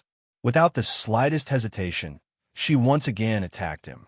She had vaguely guessed at something and was prepared to use battle to prove whether or not her guesses were correct. As for whether or not she would be injured, that had never been something she cared about. The cold rain fell again, and the pair of wings that were over 10 zhang long stirred up a hurricane on the stone platform. The fierce wind rose again, turning the raindrops into pebbles that struck Chen Chongqing's face and body. A cry of a bird. A clang. Nank once again appeared in front of him. Her right hand gripped the Southern Cross sword, and she slashed at his forehead. This was the first time she had attacked. In other words, the current Qin Chongsheng could finally become an opponent on the same level as Su Yurong in her eyes. If it were any other time, if it were those days before, if it were just a moment ago, it would have been very difficult for Chen Chongsheng to receive this strike. Although his heart of the sword was illuminated, and his sword intent was flawless, his sword intent was much weaker than the terrifying sword intent that Nank had attached to the Southern Cross sword. But at this moment, he did not even think about it. He swung his sword. In reality, there was no need for him to think in the first place. That feeling appeared in his heart again. The sword in his hand was completely swung according to that feeling. It seemed to be played down, but it was actually indescribably profound. There was a huge boom in front of the main entrance of the mausoleum, and several extremely deep cracks appeared on the limestone floor. Nank's Southern Cross sword had been blocked by the dagger in his hand. Her Southern Cross sword had not even had the time to completely display its power before it was broken by the dagger in his hand. A sword ray surged out from the tip of the dagger. It was about 3 zhang long, as if it wanted to illuminate the entire mausoleum. The green wings suddenly curled back, protecting Nank's body. With a painful grunt, she quickly retreated once again. Her 2 feet landed on the edge of the stone platform, and another crack appeared on the limestone there. But this was still not enough. The extremely sharp blade directly pierced through her 2 wings and pierced towards the center of her forehead. Her 2 wings flapped against the rain, and Nank leapt up, landing on the divine path. But this was still not enough. She leapt up again and quickly retreated into the rainy sky behind her. It was still not enough. She had to retreat again and again and again. There was only a series of sounds of limestone shattering. Her 2 feet were like plows, dragging out 2 clear marks on the hard limestone of the divine path. Only after she had retreated several hundred zhang did she finally stop. Silence reigned. The dark clouds in the sky constantly sprinkled down cold rain, enveloping the entire mausoleum of Zhou. No matter if it was the stone platform or the divine path, they were all drenched. The sound of the falling rain seemed to have disappeared. A streak of blood slowly flowed from the corner of Nank's lips, which was quickly washed away by the increasingly heavy cold rain. Chen Chongsheng looked at the dagger in his hand and felt the incomparably powerful sword intent. He did not know what to think. In reality, The sword intent was not in the yellow paper umbrella, nor was it in the dagger. It was in his body, because the person that the sword intent wanted to help was him. He raised his head and walked to the boundary between the stone platform and the divine path. He gazed at Nank in the rain 100 jong away and said, "Right now, it seems like I can defeat you." The rain flowed down Nank's pale little face and dripped down from her wet black hair. She looked rather pitiful, but her expression was still cold and arrogant. Looking down from above, it was impossible to tell that she had just lost 2 blows in succession and had no leeway to counterattack. Her voice was also similarly cold. "This isn't your sword intent at all." Chen Chongsheng was quiet for a while, then asked, "So?" Nank expressionlessly said, "Even if I lose to this sword intent. What does it have to do with you?" Yes, this sword intent could not possibly belong to Chen Chongsheng. No matter if it was her who was fighting against Chen Chongsheng, or the pair of powerful demon generals who were watching from below the divine path, or the zither-playing old man, or even Su Yurong who had just opened her eyes and saw this scene, they were all extremely clear on this point. The sword intent was too sharp and completely did not match the path that Chen Chongsheng cultivated. Most importantly, this sword intent was too strong. This kind of strength that could even make up for the difference in true essence was something that could not be tempered with time. To cultivate this kind of sword intent required at least several hundred years of seeking the path of the sword. He was only 15. No matter how much of a genius he was in the path of the sword, he could not achieve this. No one could do it, not even the demons. Even if Zhou Dufu were to live again, he could not do it. "Yes, this isn't my sword intent." Chen Chongsheng gazed at the boundless plain behind the monster tide that was like a black ocean below the mausoleum, then looked at Nank and said, "But this sword intent has come to find me and is willing to be used by me. This proves that I have the qualifications to use it, so it is my sword intent." Nank asked, "This sword intent, just where did it come from?" Chen Chongsheng looked into her eyes and said honestly, "You should have guessed it already. Around the mausoleum, up and down the divine path, there was silence because of shock." Although it was just as Chen Chongsheng had said, Nank had already guessed the truth of the matter. She still could not believe it and was very unwilling to accept it. The torrential rain poured down and the damp cold pierced the bone. Her voice was rather hoarse. "Sword pool. I'm talking about the sword will and also about Nank jumping on the divine path. I've finished the 2nd chapter today, but I can't feel excited. I have to continue writing. The 3rd chapter will definitely be very, very, very, very late. Fortunately, it's the weekend, so everyone doesn't have to go to work tomorrow." Hoo-hoo-hoo. Thinking that I have to go to work tomorrow, I suddenly feel so sad. Chapter 326. The fact that the sword pool was in the Garden of Zhou was a legend. At the same time, it was also the conjecture of many people for many years. From Zhou Dufu's sudden appearance over 1,000 years ago to his quiet departure several hundred years ago, this exceptional genius who loved to battle had issued countless challenges to the experts of the continent. His unimaginable strength had, to a large extent, been constantly raised through these battles. On his path to the title of the #1 expert under the starry sky, countless people had been defeated by the Having Blade.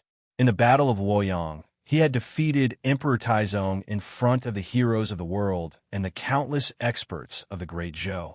Outside Xuelao City, he had defeated the Demon Lord in front of countless demon experts. In the Mausoleum of Books, he had defeated the Pope. At the source of the Red River, he had defeated the White Emperor and many, many more.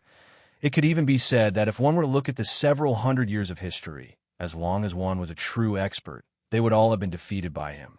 In reality, besides the legendary battles mentioned above, even more of the so-called world-shaking battles did not occur in the human world, but in the Garden of Zhou. The Garden of Zhou was Zhou Dufu's miniature world. In this battle, he had many conveniences and could even play tricks. This seemed very unfair, but his opponents did not have any objections, because he was Zhou Dufu. He disdained doing such things, and there was no need for him to do so. He just did not want those mediocre people to see him fight. His opponents naturally did not want the world to see them lose, so those battles occurred in the Garden of Zhou. There were no spectators, and there were no recorders. Other than the participants, no one knew the specific details of the battles. They only knew the final outcome, which was nothing new. Countless experts had been defeated by his blade. Some died, some lived, but their swords were all left in the Garden of Zhou, left behind by the second-ranked having blade on the tier of legendary weapons. Those swords were definitely not ordinary, and many of them were even divine weapons on the tier of legendary weapons.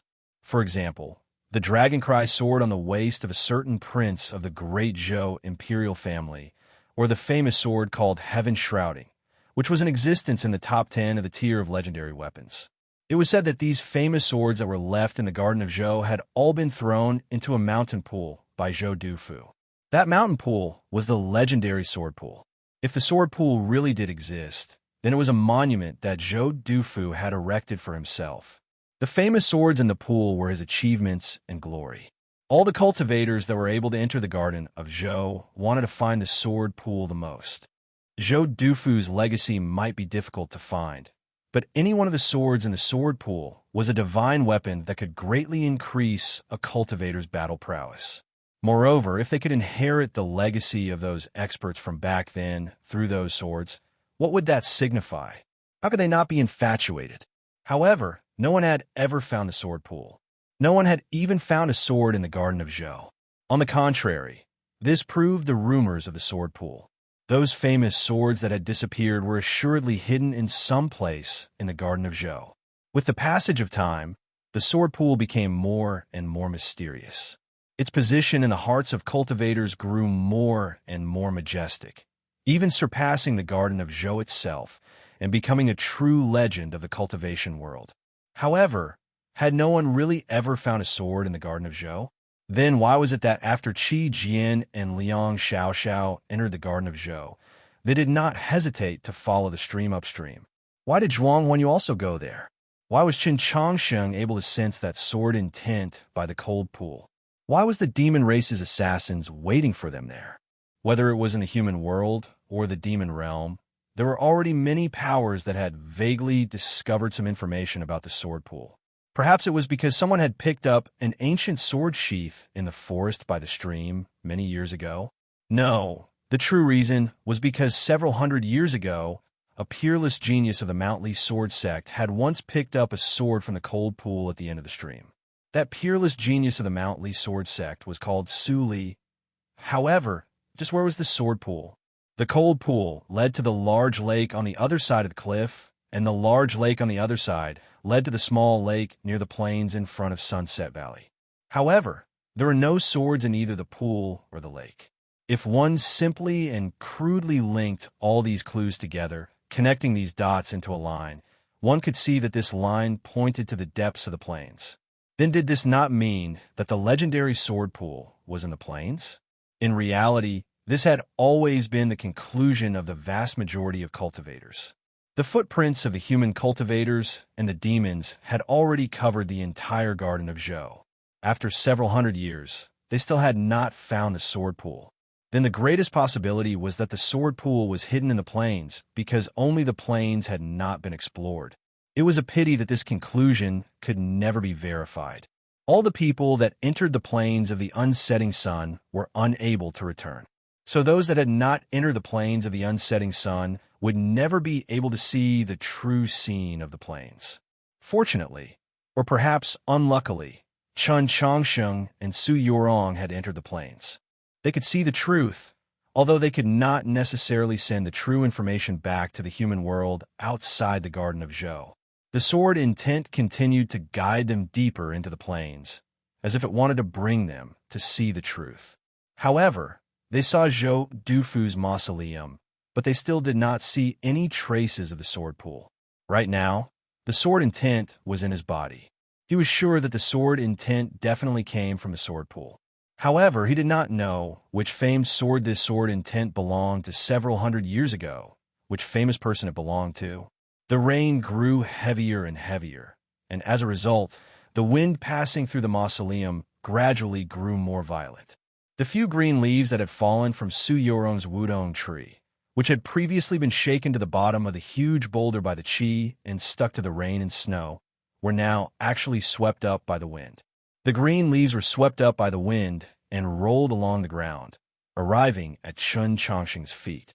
Then, they floated up and touched a corner of his clothes. Swish, swish. A sharp sound rang out. In that instant, it actually drowned out the sound of the wind and rain. The green leaf was cut into countless threads by the invisible sword intent. Just as it was about to fly, it was blown away by the wind and rain. On the divine avenue, several hundred jong away, Nank's rain-drenched face seemed to become even paler. This scene made her even more vigilant and uneasy, because she had never seen such a powerful sword intent.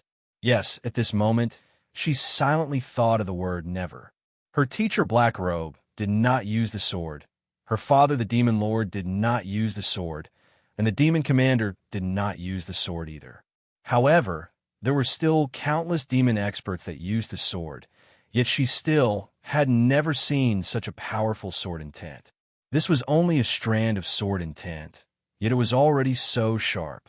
If the body of the sword was still here, just how terrifying would it be? Several hundred years ago, just which peerless expert was the master of this sword intent to actually cultivate the way of the sword to such a level? The rainwater fell on the blade of the dagger, emitting a pitter-patter, washing away the bloodstains on it. It was bright like a mirror. Chun Chongqing looked at this dagger, his eyes also bright like a mirror. In the 3,000 scriptures, there were countless explanations for sword intent, but only one explanation was accepted by the Orthodox orthodoxy. Sword intent was sword sense. Sword sense was not the sword's divine sense, nor was it the sword's intelligence, nor was it a living spiritual object. It was the remnant of information left on the sword by the user's battle awareness and experience after a long period of accumulation. To use a more understandable but inaccurate explanation, sword sense was the knowledge of the sword.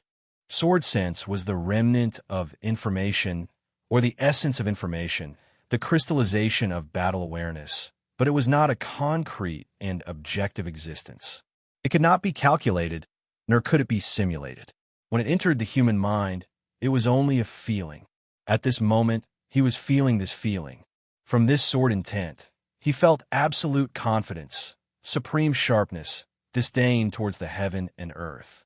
He felt this sword intense conflict and even hatred towards this grassland, and he felt a strong desire for freedom. Of course, the strongest feeling was joy, a joyful joy. At the beginning, the user of the sword was no longer here, but the sword was still here, but later on, the sword was also gone, and only the sword intent remained. This sword intent could not leave this grassland. It was trapped here, or perhaps imprisoned here for a long time. For several hundred years, it never stopped thinking about leaving. Now that it found the possibility of leaving, it came to meet Chun Chongqing like a bird that was about to be released from its cage. However, he did not know that this sword-intense ecstasy, other than the possibility of leaving, was also the joy of meeting with an old friend. The massive and terrifying shadow occupied half of the sky, while the other half was filled with dark clouds. It was already night, and the ball of light at the edge of the grassland was dim.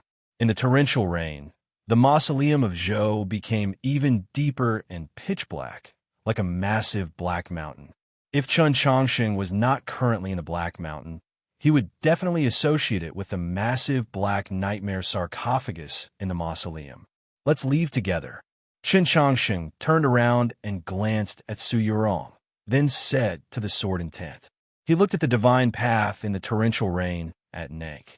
Nank looked at the Southern Cross sword in her hand. There was a clear chip on the blade, the result of the two swords clashing. This sword was obviously extraordinary, a famous sword on the tier of legendary weapons, but it was not as sharp as the ordinary and unremarkable dagger in Chun Chongqing's hand. Every sword has its own strongest point. She awoke from the shock brought about by the sword intent and the sword pull, and understood many things. Raising her head to look at Chun Chongqing at the end of the divine path, her expression once again becoming cold and indifferent. So what? That sword intent really is very powerful, but in the end, it was still defeated by the having blade. Do you think that you can defeat me by relying on this sword intent? Or do you hope that you can use this sword intent to leave the Garden of Zhou? She looked at Qin Changsheng and said this, then opened her arms. The clear light illuminated the mausoleum in the torrential rain. Her two wings transformed into streams of light and disappeared.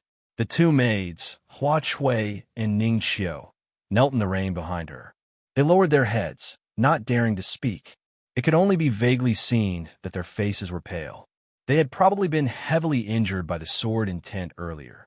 The body of this sword intent has probably already become scrap metal or even ash, which is why it can leave the sword pool.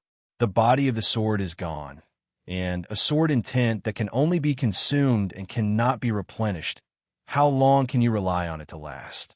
Not to mention that sword intent is sword consciousness. With your current level of cultivation, it's impossible for you to comprehend this kind of sword consciousness.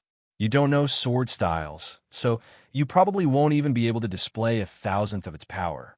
Since that's the case, on what basis do you say that you can defeat me? In the torrential rain, along with the voice that still retained its childishness, Nang's sword energy slowly but steadily increased, and her chi became more and more berserk. Qin Changxing knew that she was not bluffing. If the cultivation of the swordsman was strong enough, then no matter if they were meditating or fighting, they would be tempering their sword intent at every moment.